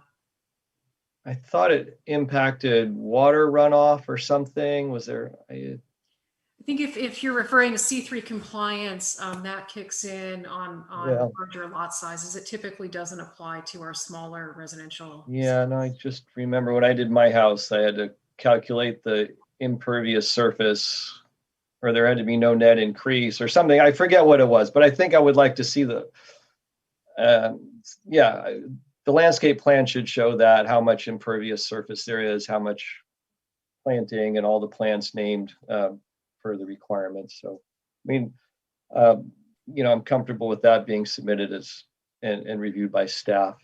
And then I'd also echo the comments on the front door. It does look a little bit like the back door, and to somehow work on that. I think the idea of maybe a full side light, like we were talking about, that side window, instead of looking like a little back door window on the side, if it was like maybe a whole door assembly with side light, door, I think that would be a big improvement as well. Just make it a whole unit.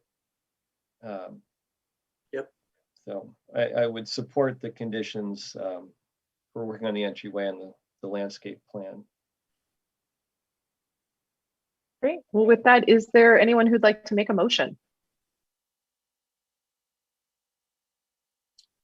Ian, I think you have the best thoughts on it. Okay, hold on, let me find the number. Okay, let's see.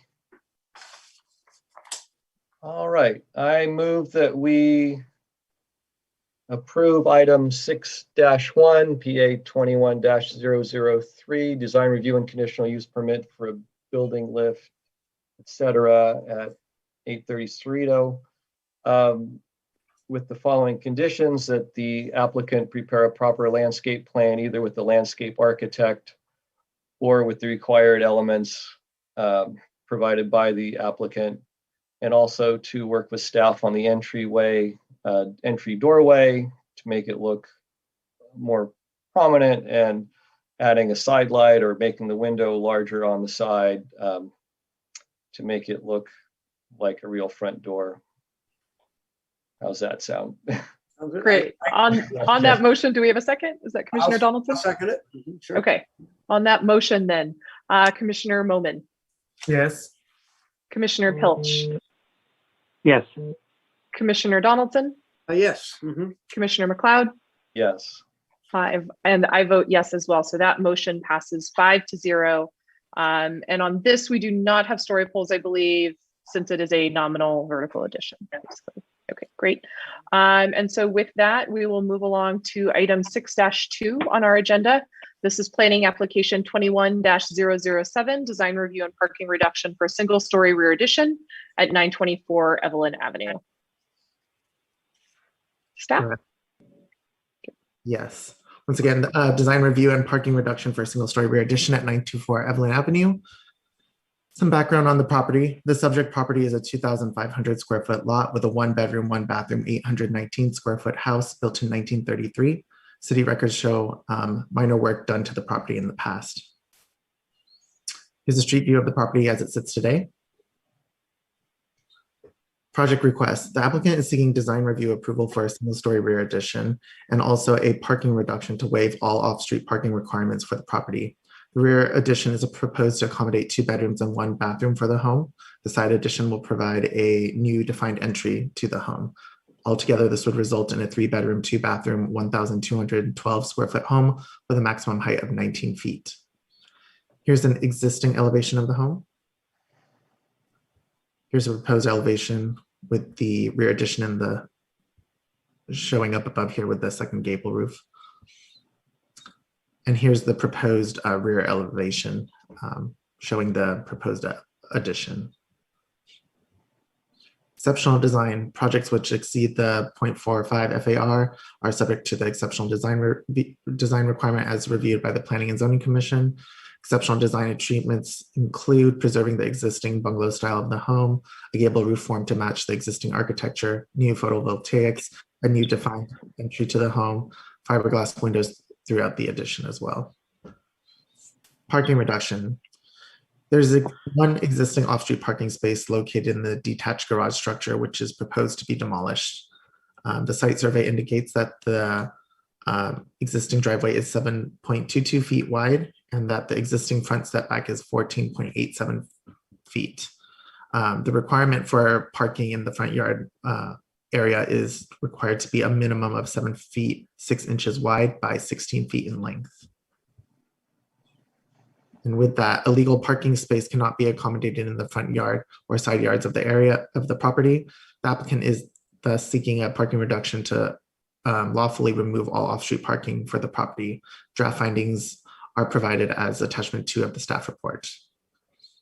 And here's just a snapshot of the site survey. You'll see that the driveway starts off at 7.22 feet wide and tapers actually to about exactly 7 feet in width towards the rear of the property. So it does get narrower as you go deeper into the lot.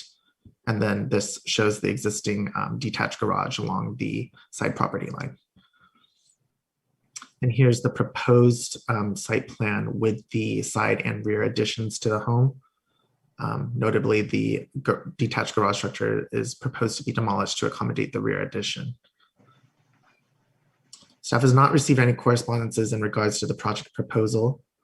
The project is categorically exempt from SEQA review per section 15303. And recommendations. Staff recommends that the Planning and Zoning Commission review and provide feedback to staff.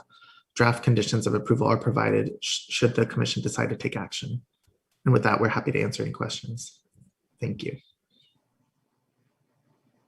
Thank you, Chris. First, do we have any questions for staff? Commissioner McLeod.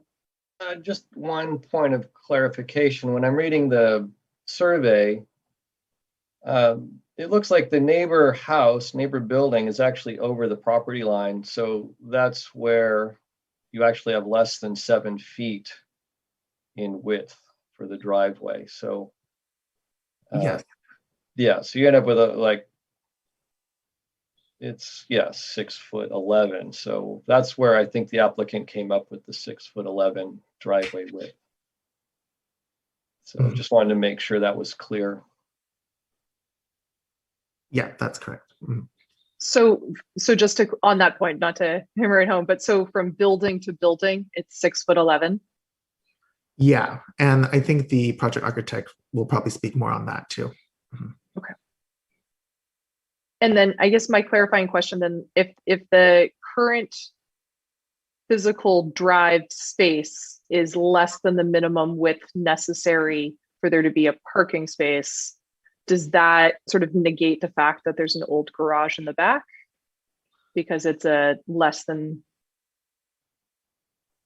7 foot wide driveway in reality? I think from the city's perspective, we recognize the existing non-conforming parking at the rear and the driveway conditions. Okay. So yeah, we would recognize that as one space for the property as we. Okay. Mm-hmm. Okay. Commissioner McLeod. One more question. What would be the minimum requirement for a front yard parking space? It's 7 feet 6 inches wide by 16 in length minimum. Okay, so we're just, I can't quite squeeze that in there at the front of the house either. Okay, all right. I'll just asking. All right, thank you. Mm-hmm. Any other questions for staff before we open it to the project applicant? Okay, seeing none then, Chris, can you go ahead and give the project applicant an opportunity to present? Sure. Greg, you can go ahead and speak when you're ready. Good evening. Can everybody hear me? Yes. Great. Yes. Thanks. Commissioner McLeod stole some of my thunder and half of what I was going to say, which is that we do have a problem here of these houses that were ostensibly. Gone mute. We lost you. Mhm. Oh,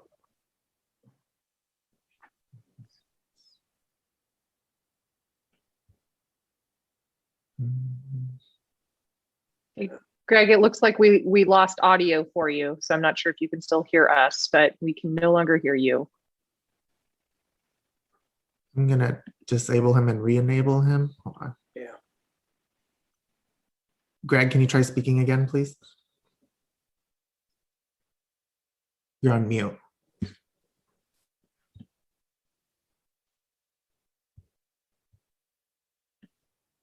Nope.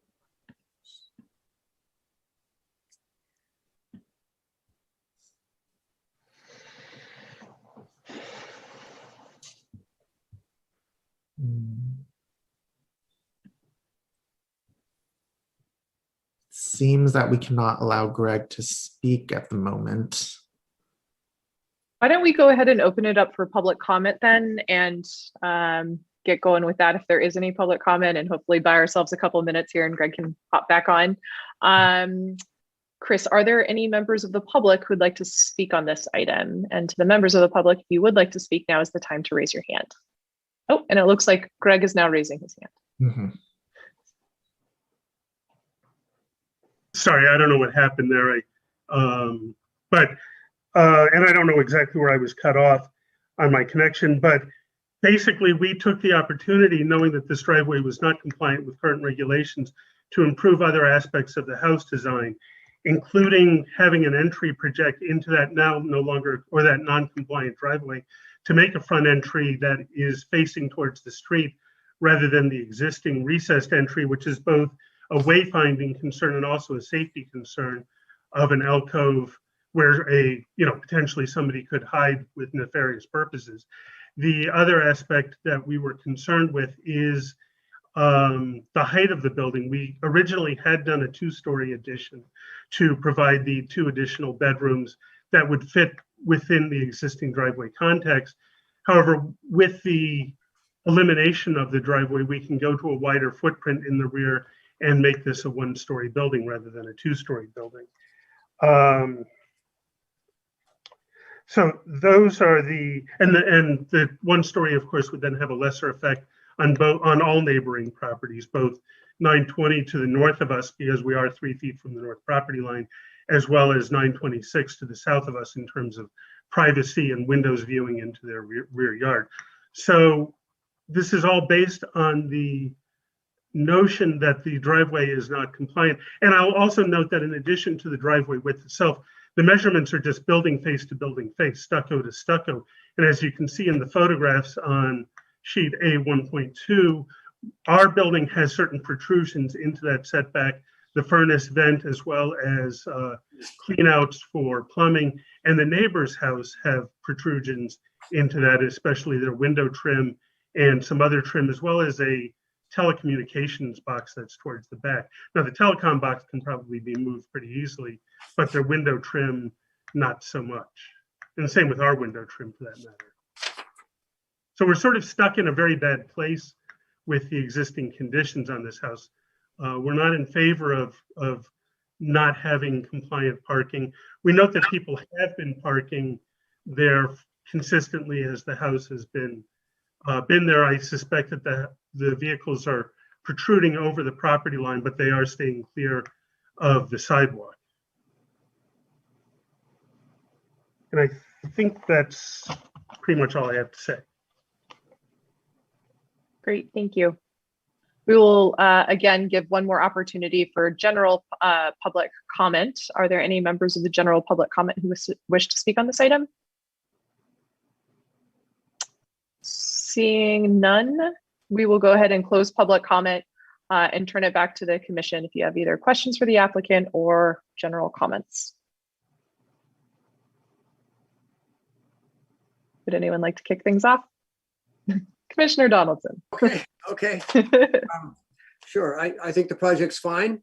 I like what the architect has done with the front entrance.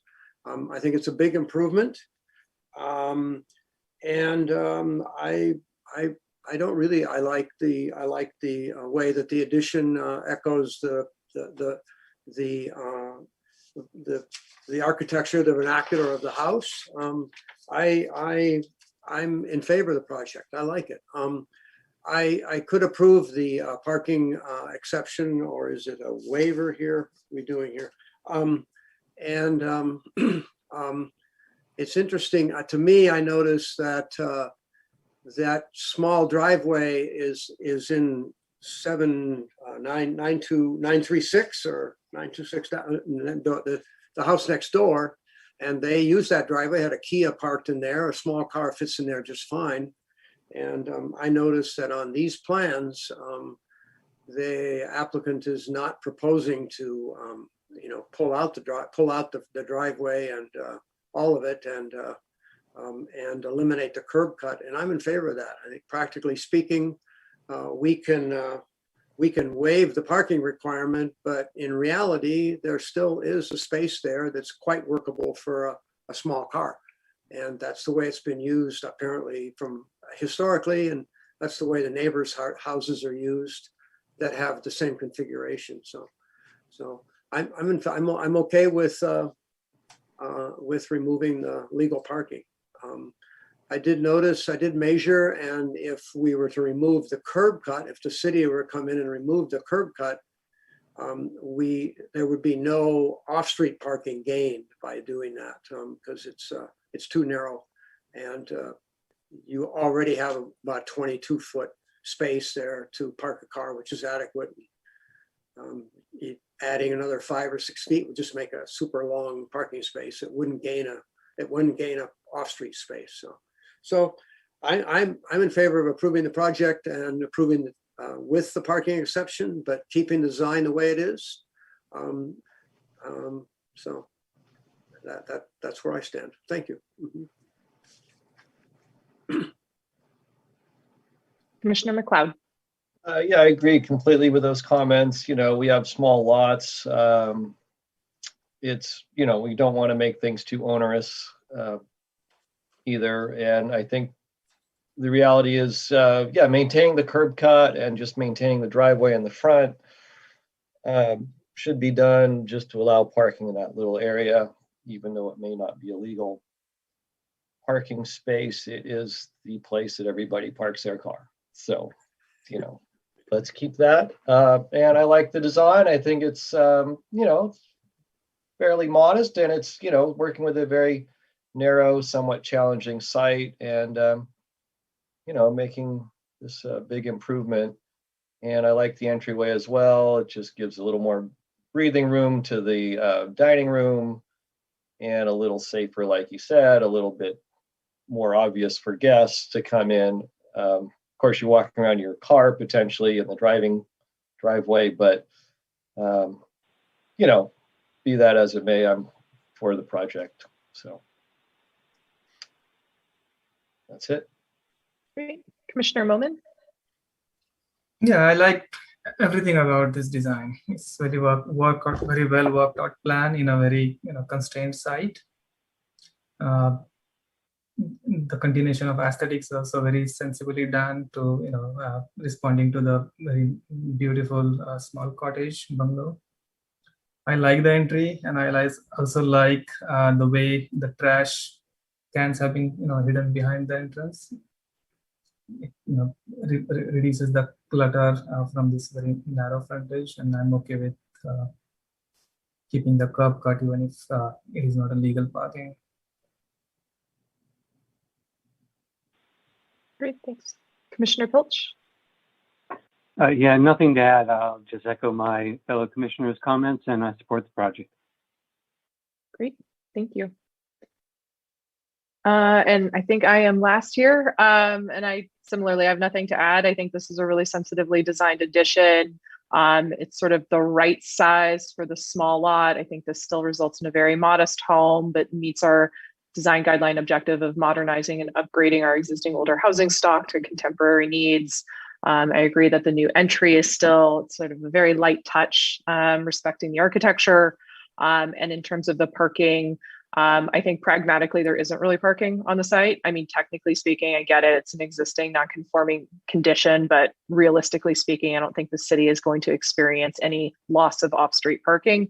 And the site is, I would say, one of our more transit accessible locations in the city, less than a half a block to Transbay bus stop, other bus locations going, deeper into Berkeley, easy access to BART, all of those things. If we're going to have parking exceptions, this is certainly a prime site to do it. So for all of those reasons, I too support the project. And with that, would anyone like to be a motion maker? Sure. Can I just say I move the project? Yes. Sure. Motion. Commissioner Donaldson, was that a second? That's a second. Sure.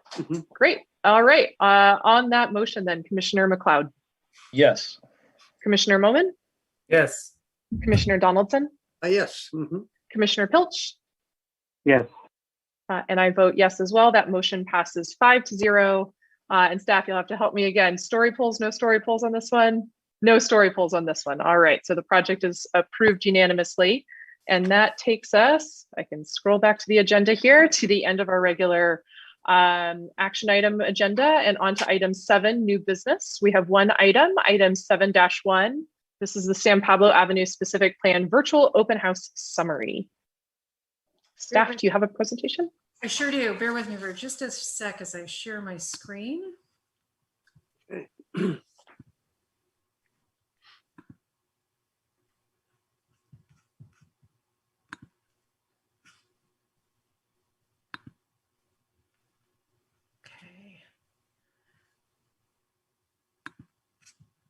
Let me actually try this one more time. Stop my share.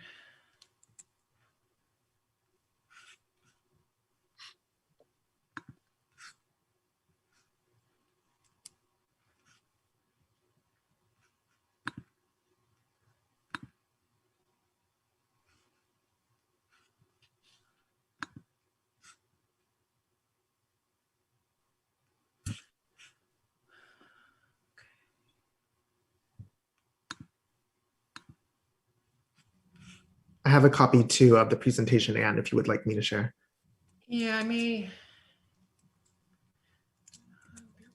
to try this one more time. If not, I may have to improvise here and just give you an overview.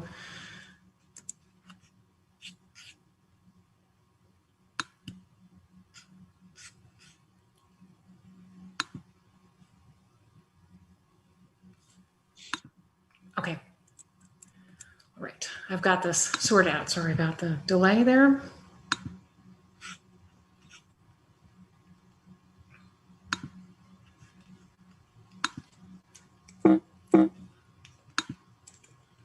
Good. Now we're ready to go. Sorry about that. So before you tonight is a summary of the virtual open house that we recently held for the San Pablo Avenue specific plan.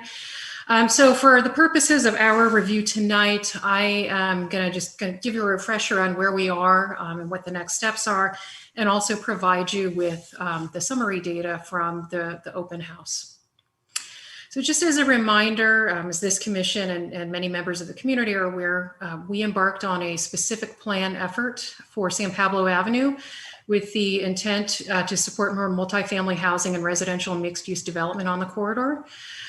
This effort is being funded through a grant that the city received through the State Department of Housing and Community Development. HCD has given us this money specifically for crafting policies that will facilitate housing development. As you will remember, the project overall envisions the transformation of San Pablo Avenue from auto-oriented uses to more pedestrian-oriented mixed-use development. And in order to implement that, there will be amendments to the zoning ordinance general plan, as well as objective design guidelines that regulate development on the corridor. So the commission has reviewed this a total of 3 times, beginning last year in May, then again in July, and once again in September. The consultants working on this effort have synthesized the feedback, and they're creating a series of policy options. One of the things that we did was hold a virtual open house from November 20th through January 31st to gather feedback on the policy options that were discussed as part of the specific plan. And so just to give you a refresher on where we are, we've had those study sessions and recently concluded this virtual open house. So right now the consultants are working on preparing specific components of the plan. We are also working with our CEQA consultant, as well as a civil engineering firm on the infrastructure components. They're working together with staff and the consulting team. We have statutory requirements when we do a specific plan. So we have to do not only CEQA, but also the civil engineering component. And ideally, once we have all of that completed, we will have a final draft of the specific plan for the commission to review. I think right now it's safe to say this would probably be, late summer when this would come back to you in its final draft form.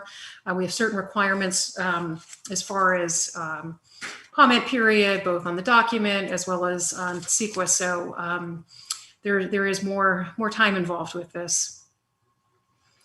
As I mentioned, we did the virtual community outreach from November 20th through January 31st.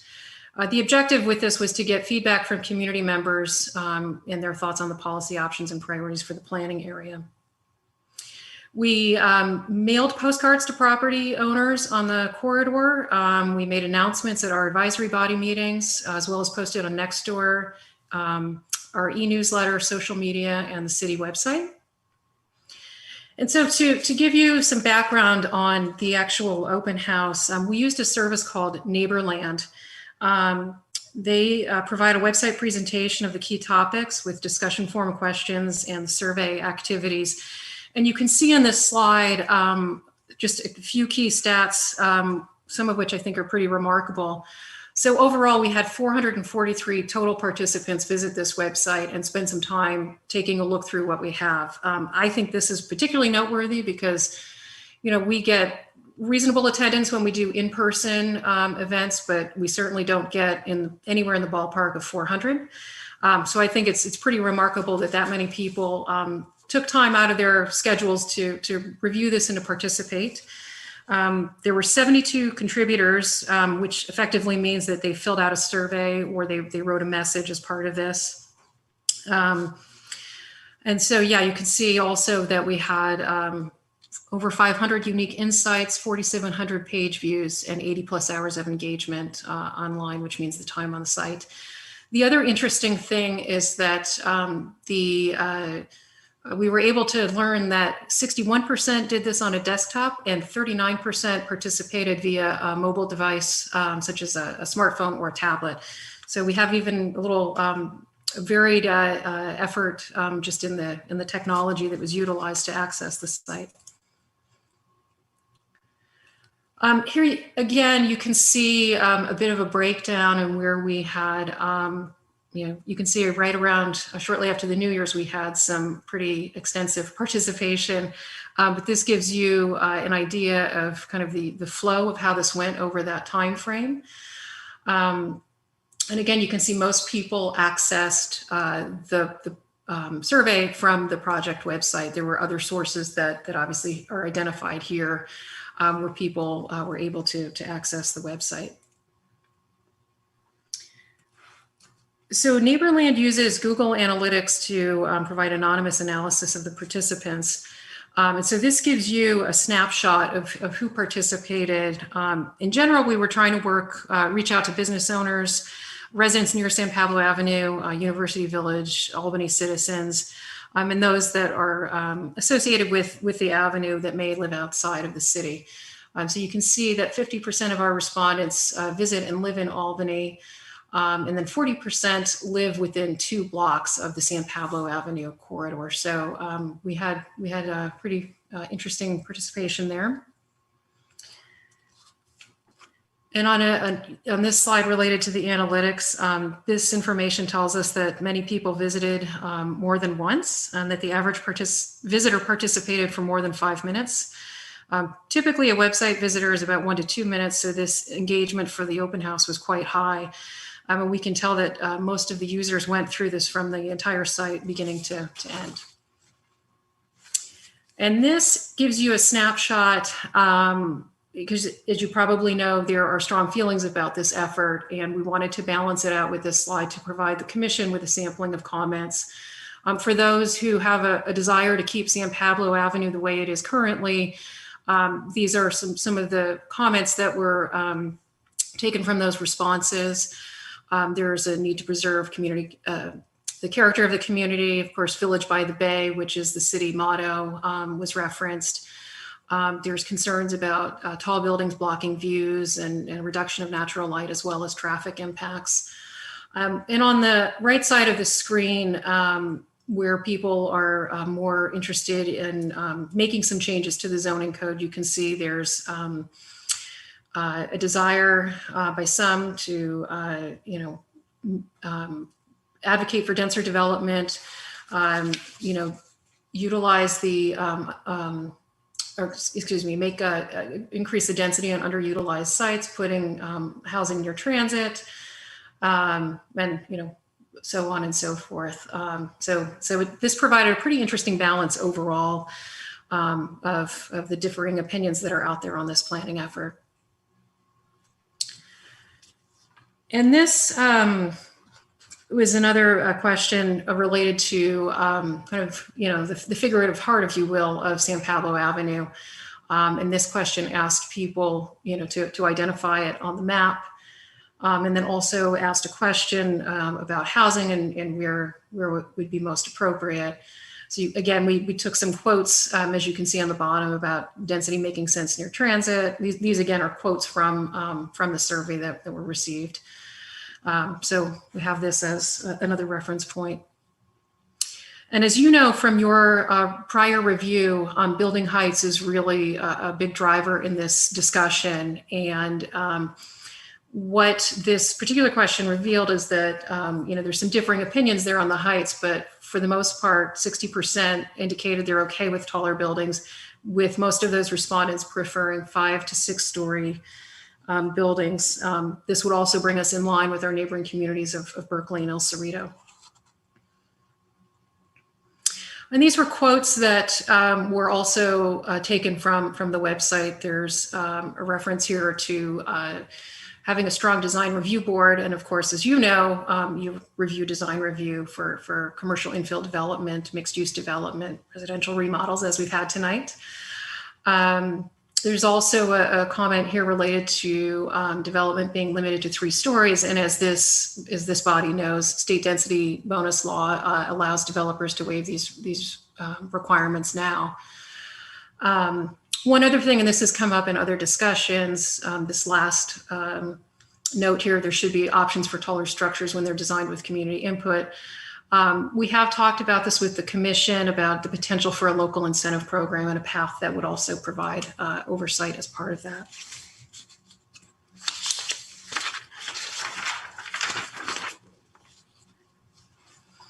And here you can see,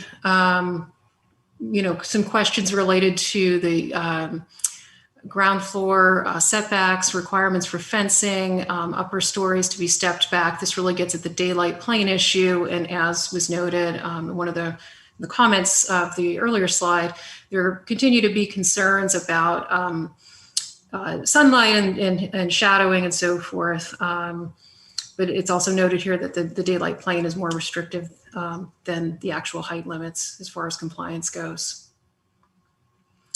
And then here you have some general feedback on the commercial ground floor requirements on San Pablo Avenue.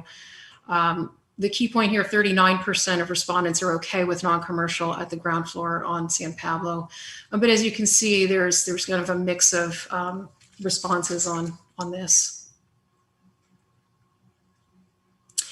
There was also a question related to vehicle parking. 32% did not support reduced requirements. 68% indicated they are okay with reducing the vehicle parking requirements.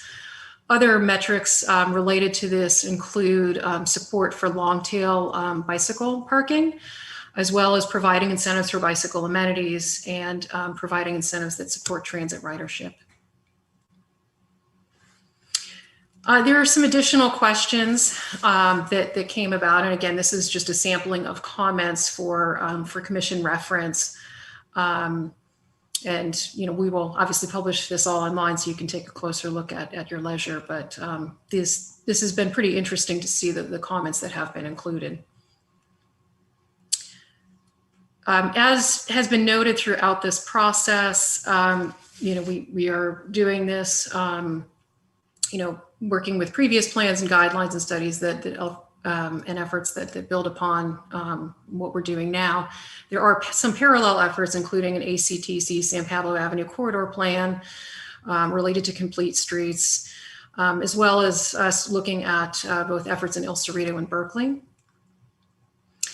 And I think the question that is kind of yet to be determined is related to the economic realities, and certainly as we move beyond COVID, what that will mean for retail space and other potential retail-related development on the corridor, and of course how that will relate to the housing potential on San Pablo.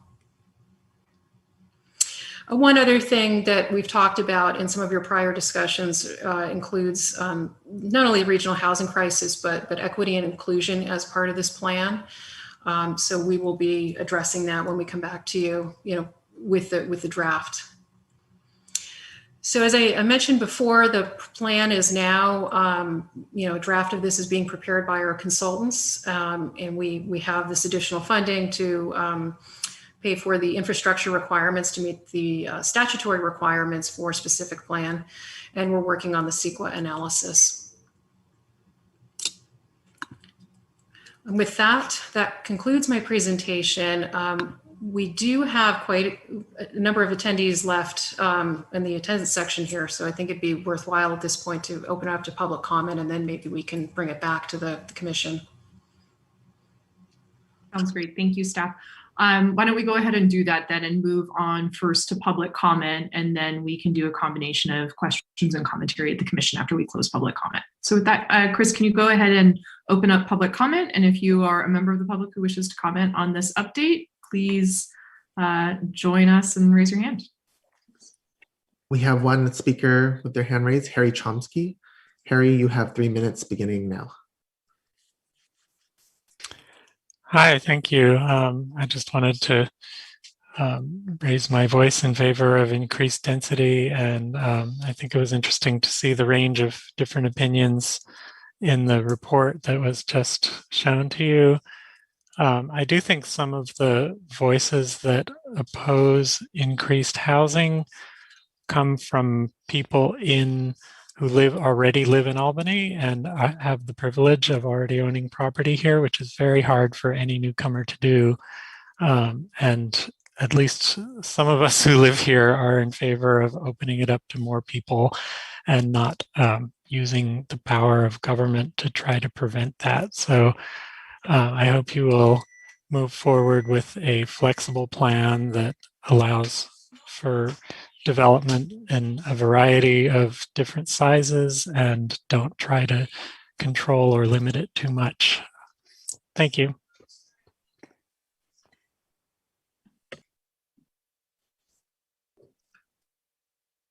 Okay, next speaker, we have Clay Larson. Clay, you have 3 minutes beginning now. Hi, I read the comments that you received through the email. I have commented on this project before. I think it's based on a silly revisionistic view of the general plan. I think there's tremendous inconsistency with the current general plan, and staff so far have not done that consistency analysis and consistently kicked the can down the road. I hope the policy and the law catch up with all this.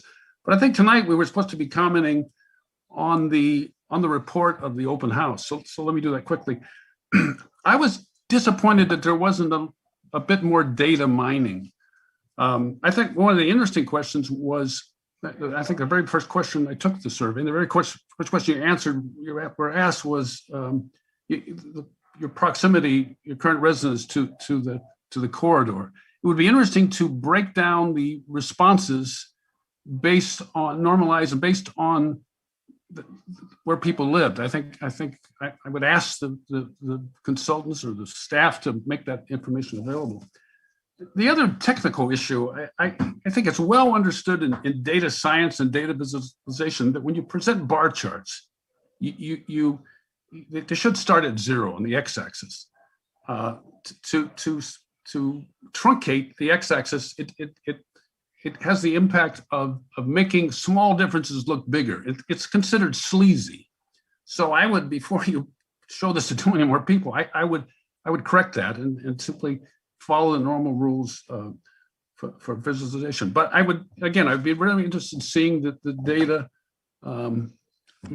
broken down based on where people live in Albany. All right, that's it.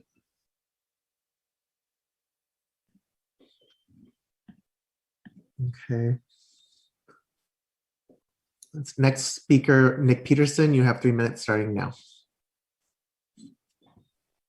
Great. Thank you for having me speak. My name's Nick Peterson. I'm actually sit on the Climate Action Committee, but today I'm just speaking as a citizen of Albany and as a member of the Albany Climate Action Coalition.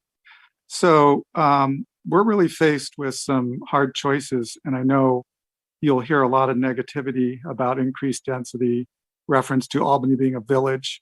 Actually, there are villages in Europe that have tall buildings, but being a village and should stay small. But the future we're planning for is going out 50 years and what our children and grandchildren will inherit. And Albany has been woefully behind in providing affordable housing. The new RIA requirements, I think, are somewhere in the range of 1,200 or more units over the next 8 years. That's like 2.5 gateway projects. So there's no way that's going to happen with ADUs or just doing low-rise 3-story cutback housing. We're going to have some very tall, very dense housing somewhere in Albany in order to meet this. And I think we can do it effectively and correctly and sensitively if we have good design requirements that are linked to our climate action adaptation plan, encouraging alternatives to just single-use vehicle driving around. One thing that I think is a concern to people in the immediate area, the adjacent streets parallel to San Pablo for a few blocks each direction, is parking. And I think the city should really entertain parking controls, parking permits for people that live on those streets to ensure that they get to use the parking that's on the street for their street and it isn't taken up with visitors or people who live in restricted parking buildings down the way. I mean, this is the way we're only going to improve and get away from car-centric design and urban planning. And it's going to be a difficult step, but I think we can do it effectively. And Albany is a creative community, and we do hold our developers to a high standard of design. So I think all those together warrant putting high-density housing along the San Pablo Avenue corridor. Thank you very much.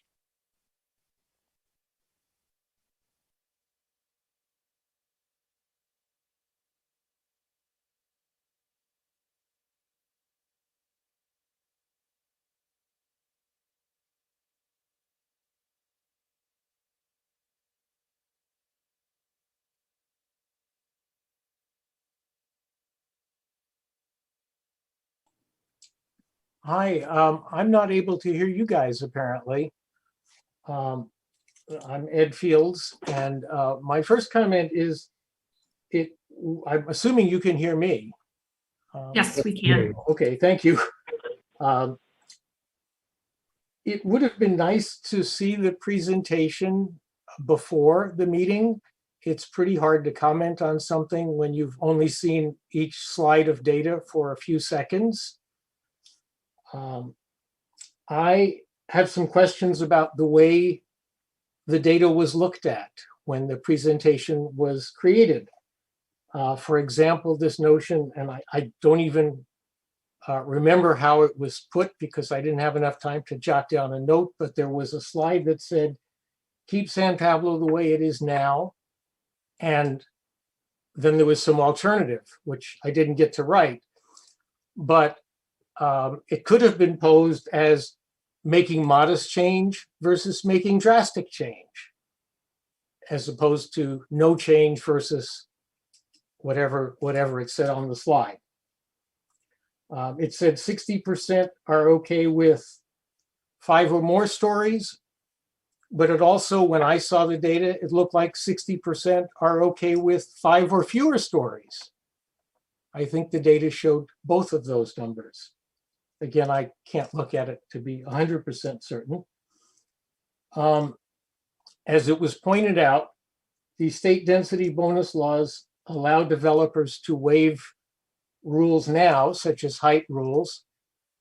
And so we should look at why we haven't seen more development with that already in effect. And that sort of goes to my next point, which is, how does any of this get us increased affordability?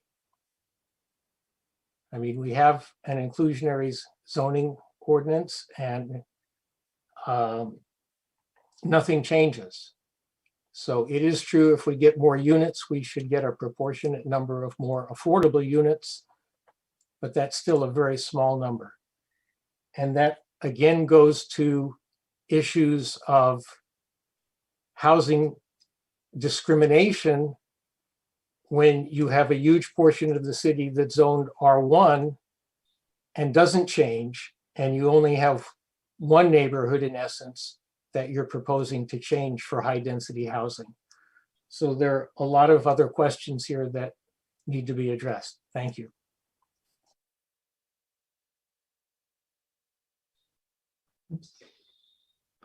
Okay, next speaker, we have Nico. Nico, you have 3 minutes starting now. Hi, my name is Nico Nagel. I am the East Bay organizer for the Housing Action Coalition. Fairly new to Albany, so I'll quickly introduce the org. We're a 20-year-old pro-housing nonprofit working on issues of housing affordability across the Bay Area. I mean, I'll be quick here. I think there's sort of three tenets of good good urbanism and good design that are problem solving in terms of densifying this particular corridor. One is we need more houses in the Bay Area, just kind of flat out. We have we live in a place that has restricted a lot of home building for a while, and that's cumulatively led to such a problem of underproduction of new homes that folks are moving away, or it's simply too expensive to live here. Secondly, I mean, this is a place on San Pablo where density makes a lot of sense, right? It's a pretty quick walk to El Cerrito BART if you're just down the way. It's a main thoroughfare where there are, relatively often buses to jump on. So density does make sense here. And part of the reason it makes sense here is that because it's so connected to public transit, there really shouldn't be a need for a great many new cars or additional parking spaces. And I know that's a community concern. I recognize that.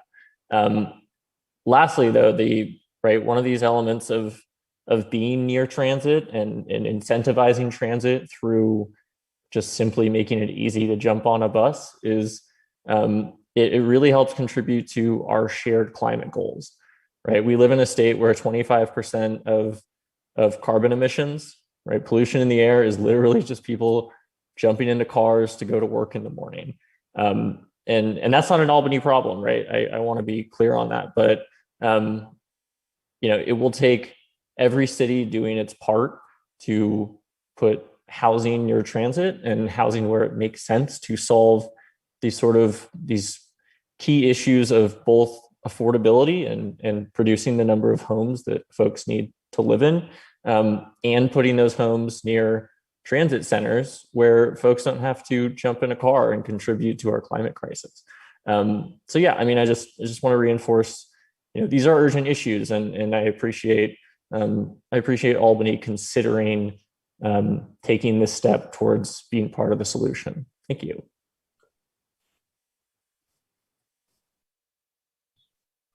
I'm seeing no more speakers. Okay, thanks. Last call for public comment. Are there any other members of the public who wish to speak? All right, seeing none, we'll go ahead and close public comment and turn it back to the commission. Would anyone like to kick things off here?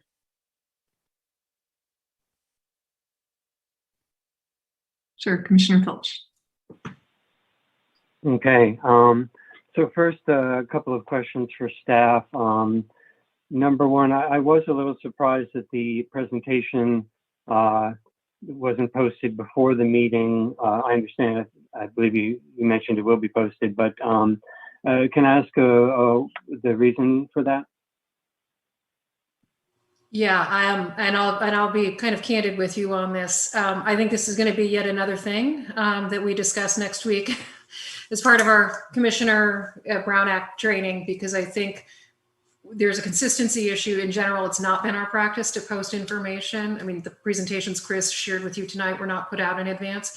So I think we need to have a kind of a bigger discussion about when we post presentations. You know, that being said, every presentation we've had for this effort, we do post to the project website after we've had it presented to the commission. So this will go out in the public realm, and members of the community and the commission will have, you know, an unlimited amount of time to review it at your leisure. Okay. Yeah, I think it will be an interesting discussion, because my understanding is that material should be posted along with the agenda for the public before the meeting.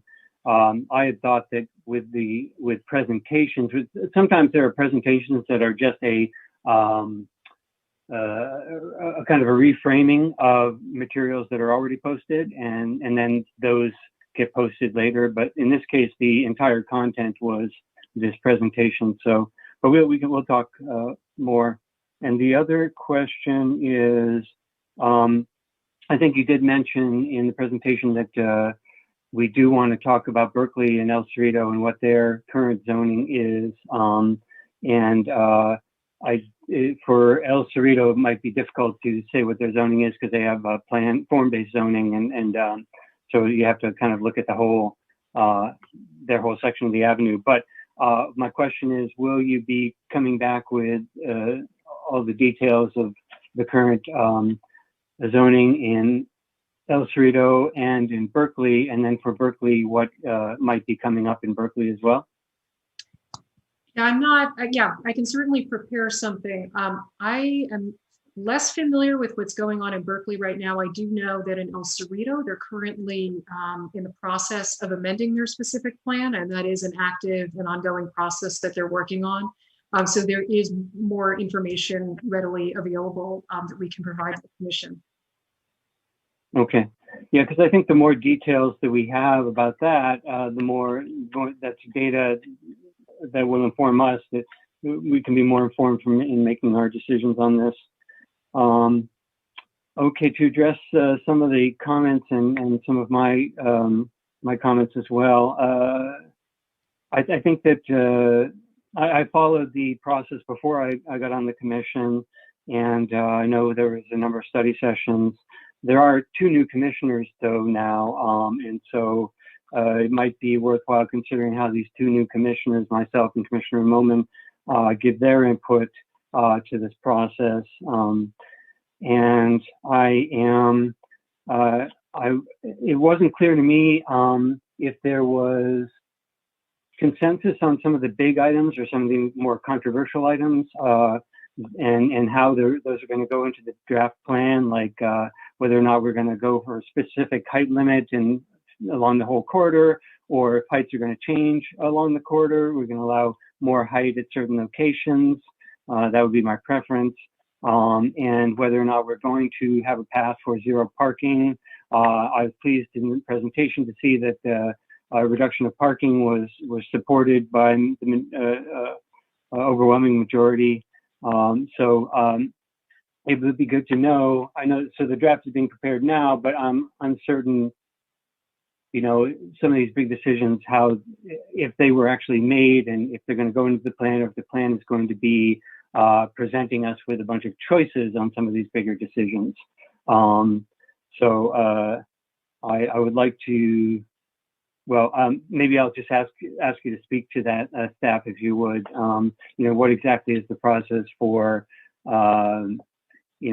taking the study sessions and the open house and making very specific decisions in the draft plan?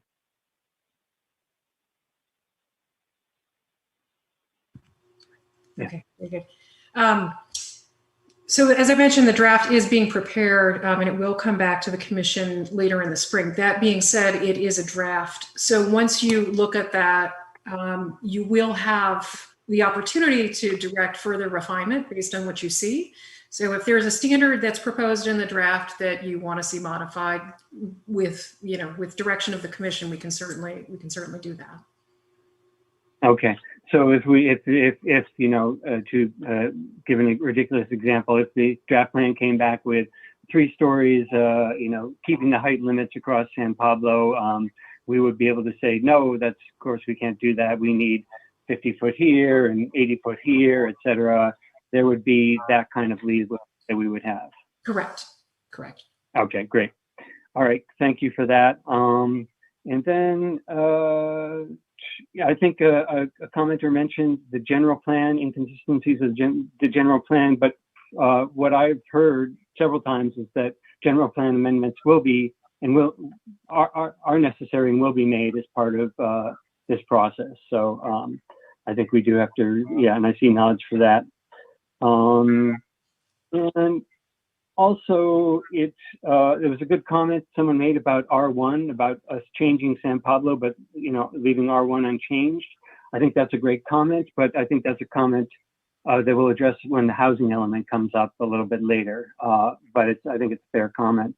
And then I think some of the comments frame this plan as us having a choice. Like we could keep things the way they are, or we could change them. And I don't feel like we really have a choice. I feel like with the RHNA numbers the way they are, with the housing crisis the way it is, we have to do this. We have to make big, bold changes. And yes, it's going to be, it's going to be, they're going to be big, bold changes. And we'll do our best to accommodate what's best for Albany, but also what's best for the region and what we need to do best for San Pablo Avenue. So I think that we can't let ourselves think that it's that, and it's been stated that this is going to be a big part perhaps of our housing element. This will create the ability to create those units to meet our RHNA numbers, which will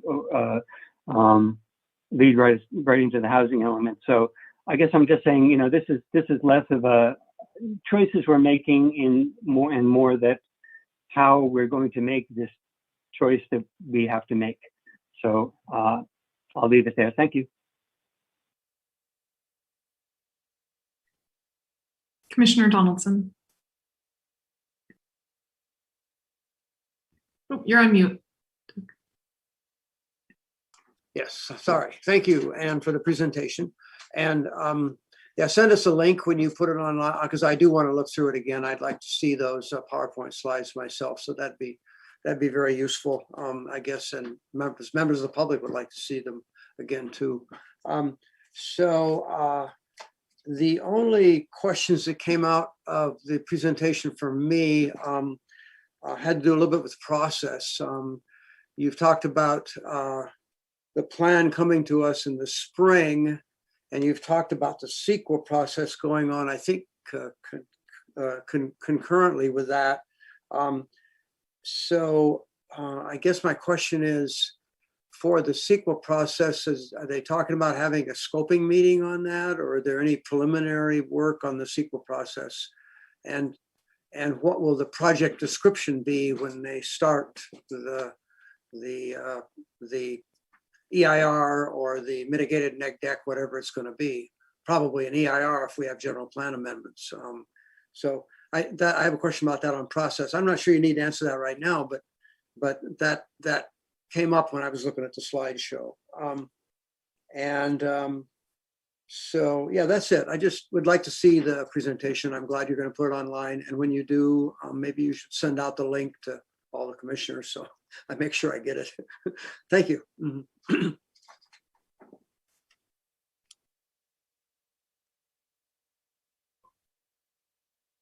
Commissioner Moman? Okay, thank you for the presentation, planning manager. I'm a new commissioner and I was not part of the deliberations that happened on this topic over the last couple of months. And I was very curious to see the public response to the decisions that have been taken so far. And I honestly feel it is heartening to see a lot of support. Even the analytics and statistics also is kind of leaning towards more support than opposition to the ideas that have been included in the design so far. And we all know what kind of crisis we are in terms of housing, and not a lot is being done in that regard. This is our great opportunity to play our part and make some wrongs right and take a stronger step toward resolving this crisis. There are a lot of suggestions in the public forum, and a lot of people have also voiced their concerns. So I would expect the next presentation would take all those into consideration, and in our deliberations, we will also make sure that all of those voices are heard. We have done everything right so far, so we would keep doing that. For the next stages, I have some expectations from the next level of design, and also have some recommendation. My first concern is about design standards and guidelines. From my own experience as an architect and urban designer, I have observed that a lot of design constraint standards and guidelines are very restrictive. Sometimes they are very prescriptive. So I would expect some kind of balancing in the design guidelines. We have a great variety of parcels along San Pablo, and we should make sure that every parcel is feasible to develop, complying with those design guidelines. I'm not sure what method our consultants would follow, but there could be a way in which they could categorize different parcels, because we have a kind of a pattern of parcelization. Some parcels are through parcels, some parcels are 100 feet deep parcels, some parcels are very narrow, in the increments of 25 feet. And so it is easy to categorize them in different categories of size and frontage and location also. And so maybe there could be a way of doing some test fit capacity studies and see the real constraints these parcels have. And so we would know what kind of design standards we would employ on these parcels, and maybe we can make specific standards for specific conditions. And that would also give us a very fair idea about the scale of development, and would also give us a reliable range of number of housing units, because we don't know how many units are being going to be developed along San Pablo Avenue. And so we would have to do that exercise for our housing element anyway. And so maybe we can use this opportunity and develop some capacity studies for these parcels, so we would get a good number of a good idea about number of housing units can be developed on these properties. I also see a lot of concern about heights, but I am confident that not all parcels would support tall buildings. There are very small parcels, there are some large parcels, so there would be a huge kind of variety in heights. People who are concerned about shadows and heights, they are kind of imagining that there will be a kind of a 6 feet, 6-story tall tunnel, along San Pablo Avenue, but that is not the case. It will be kind of a very varied look. because of the variation in parcel sizes. I'm not sure if there was any discussion on form-based code, but this study might, somewhat, take us to that direction. I'm not sure if there was any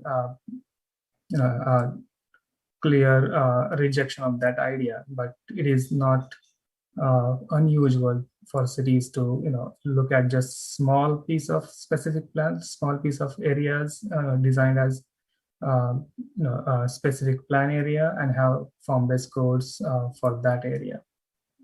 So if that helps, we could look at that, and that would give us a very clear idea about the bulk along this whole corridor. And then my second observation from last 3 presentation is about the public realm. Our main one of our main objectives for this study is making San Pablo Avenue pedestrian oriented. But apart from land use changes and zoning changes, I haven't seen any reference to improving public realm in our studies. So I'm expecting that being done in the next stage of design, in which the consultants would look at sidewalk improvements, street trees and landscape, park strips, signage, street furniture, and more activity attraction along the corridor.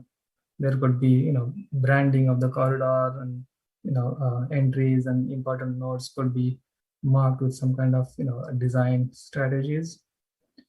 I am also not very sure about what is happening on ACTC's San Pablo corridor project, and also not clear what is the jurisdiction, but I would also like to see some improvements in crosswalks and landscape medians and bike network connections with the existing bikeways. And then I would also like to see some work on green infrastructure. We should surely look at stormwater management and waste management along the corridor, and we should set higher standards for sustainability for the buildings and the green infrastructure in public realm also. That's it from me. Thank you. Commissioner McLeod. I think you're on mute still, Commissioner. There we go. Yeah. Thanks to staff for the presentation. Found it very interesting. And I'm in agreement with a lot of the comments here tonight. I think it's pretty interesting. So I have a few questions about process and then more observations. So with the draft that's coming to us with policy options, I've been a little disappointed in the past with what has been presented to us as options. So I'm not sure how to express this, but I don't want this to go too far down the road and go in a certain direction with policy options being limited without us having an opportunity to review the progress or discuss it or kind of see where it's going. For example, our very first consultant report did not include discussion of parking requirements as a policy option, which I thought was a glaring oversight. And I don't really want that to be repeated where we get policy options that, kind of really limit us already without our input. I'm not sure we have consensus on everything or many things yet, but I think I sense a general direction for higher density, higher height limits and parking, limiting parking. But I'll talk about that. So, I really would support maybe another study session or another progress update, periodic progress updates.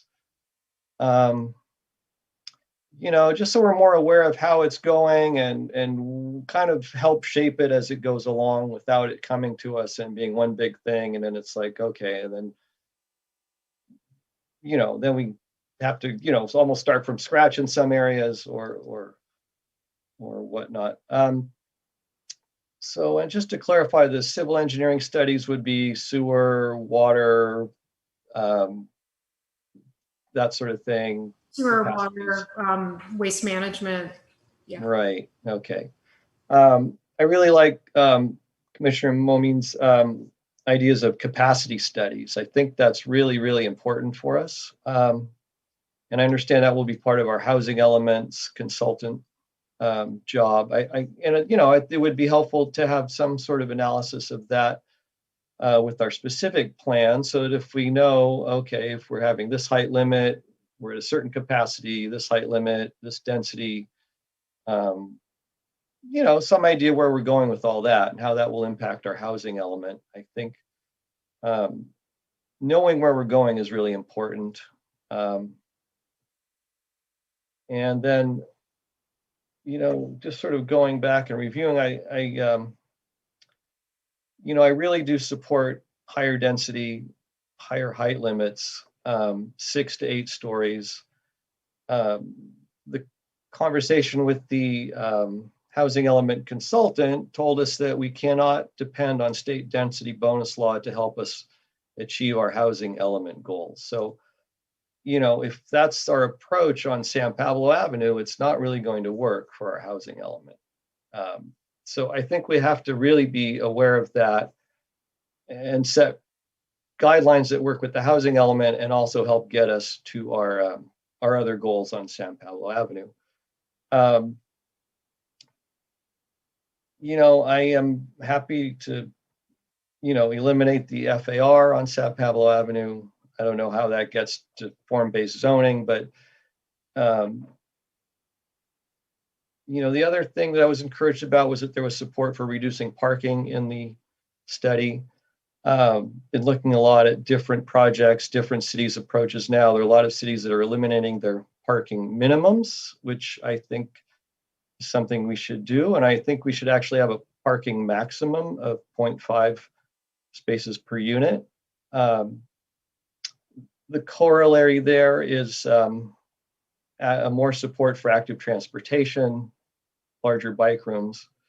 We see it before our eyes every day. There are more and more long-tail cargo bikes, and there are more and more electric bikes. There's an electric bike revolution going on before our eyes that's really going to impact urban transportation. And I think we want to be ready for that and prepare for that and give people alternatives through infrastructure for bikes and pedestrians to not have to use cars. I understand the parking issues. People are very sensitive to it. But if we are in a transit-rich corridor, there are alternatives, and we want to plan for that. And then I think parking controls, parking permit requirements for local residents that allow local residents to park on our streets and not other people to park, who are just working in the area or whatever, or people want to have an extra car from a housing project that doesn't allow them. I think we need to support our local residents, and I think a permit parking system is the way to do that. I also have questions about design guidelines, because we have not discussed that in any of our discussions, study sessions in any kind of depth. So we're going to have to get to some specifics on that. And I kind of agree they shouldn't be overly prescriptive. And I thought one of the ideas of a specific plan was that there should be kind of a template where if the developer fits within that template, their approval is streamlined, which has also been talked about as one of the impediments to having housing approved and done in a timely manner. So I think we need to look at that a little more. One written comment that came to us in a letter was about live-work spaces on the ground floor. I thought that was a good idea to explore. Generally, I support commercial ground floor mixed use. I'm really leaning against all residential. There might be a few blocks where it's okay, but in general, we're not going to get a uniform build out of San Pablo. It's going to happen building by building over time, over 10, 15, 20 years. So I think adding one chunk of commercial retail at a time is acceptable. It can be absorbed. It leads to better street life, more amenities on the street, more people on the street. I think everybody can agree that San Pablo is not a great place to walk and hang out and be at the moment. One of the letters we received tonight alluded to that. So, we need to do things that create more life on the street, and it brings more people to our city and more shoppers, and having more residents will also reinforce that and provide more economic activity for our local businesses. So I'm all for that as well. And I'm also, very concerned about climate action. Building housing and transit corridors is climate action. It is a way to get people out of cars and live near where they work. So I think dovetailing with our climate action plan is great. I am also very supportive of, trying to figure out how we can get as much affordable housing into these projects. For our social equity and diversity, more housing and more range of housing options is good. Albany's been, fairly exclusive in terms of its zoning. So we are making up for past zoning laws and things that have kept people out of Albany. And I think, we certainly can accept more people, and it's healthy for our city and our society to have people of a greater economic range living in our city. The people that work here, hopefully we get enough affordable housing that we can get more people who work here to be able to afford to live here. And that includes teachers, clerks in shops, you name it. Teachers, especially if we looked at a teacher's median income, it's very difficult to afford a house in Albany or a place to live. So hopefully our efforts will lead to greater affordability. And it is not a short-term project. It's a long-term project, creating more units over time to make up for this huge deficit that we've created over 40 years or so. Let's see, anything else? Yeah, and I think upzoning, that is a valid comment, but it's not necessarily part of our San Pablo specific plan, but I think more of our housing element. And I think we should reasonably be looking at upzoning other areas of the city. I think that's a valid thing to ask. So I think that's about it. Yeah, thank you. Commissioner Donaldson? Yeah, I'm sorry. I know it's getting late. Maybe I should stop and not talk. I'll try to be very brief on a couple of things here. A couple of thoughts. We've kind of talked now more in the scope of the specific plan and housing element and what the work we're doing here. And I have two thoughts that have come up in my mind since we had the presentation from Barry on the housing element.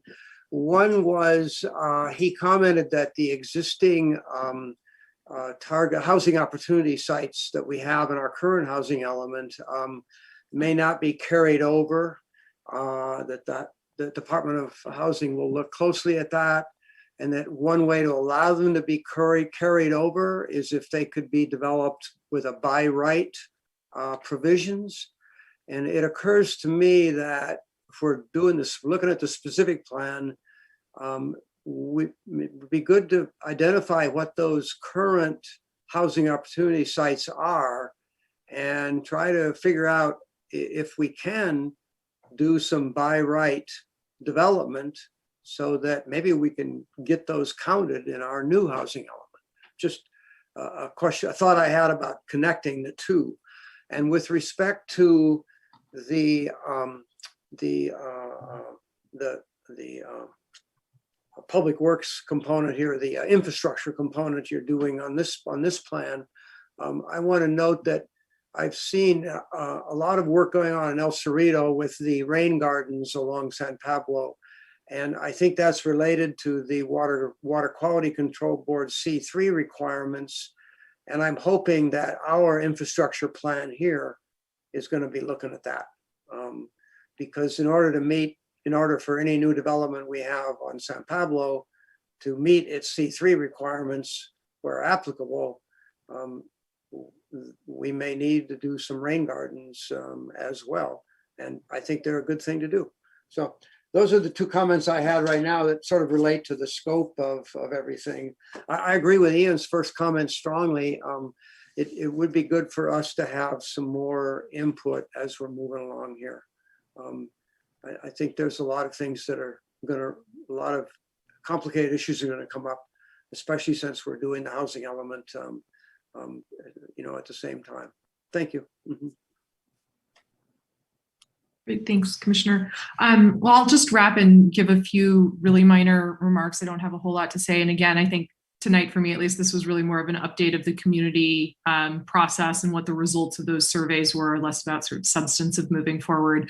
But I do think it's good to get a nice baseline of where our community is. Surveys are never going to be perfect, in the same way that actually public participation is often not representative of the totality of the community's input. But I think it was really interesting, and I was really happy to see, especially in these challenging times, that we had so many people participate. And so I do think it was, all things considered, a fairly good turnout in that.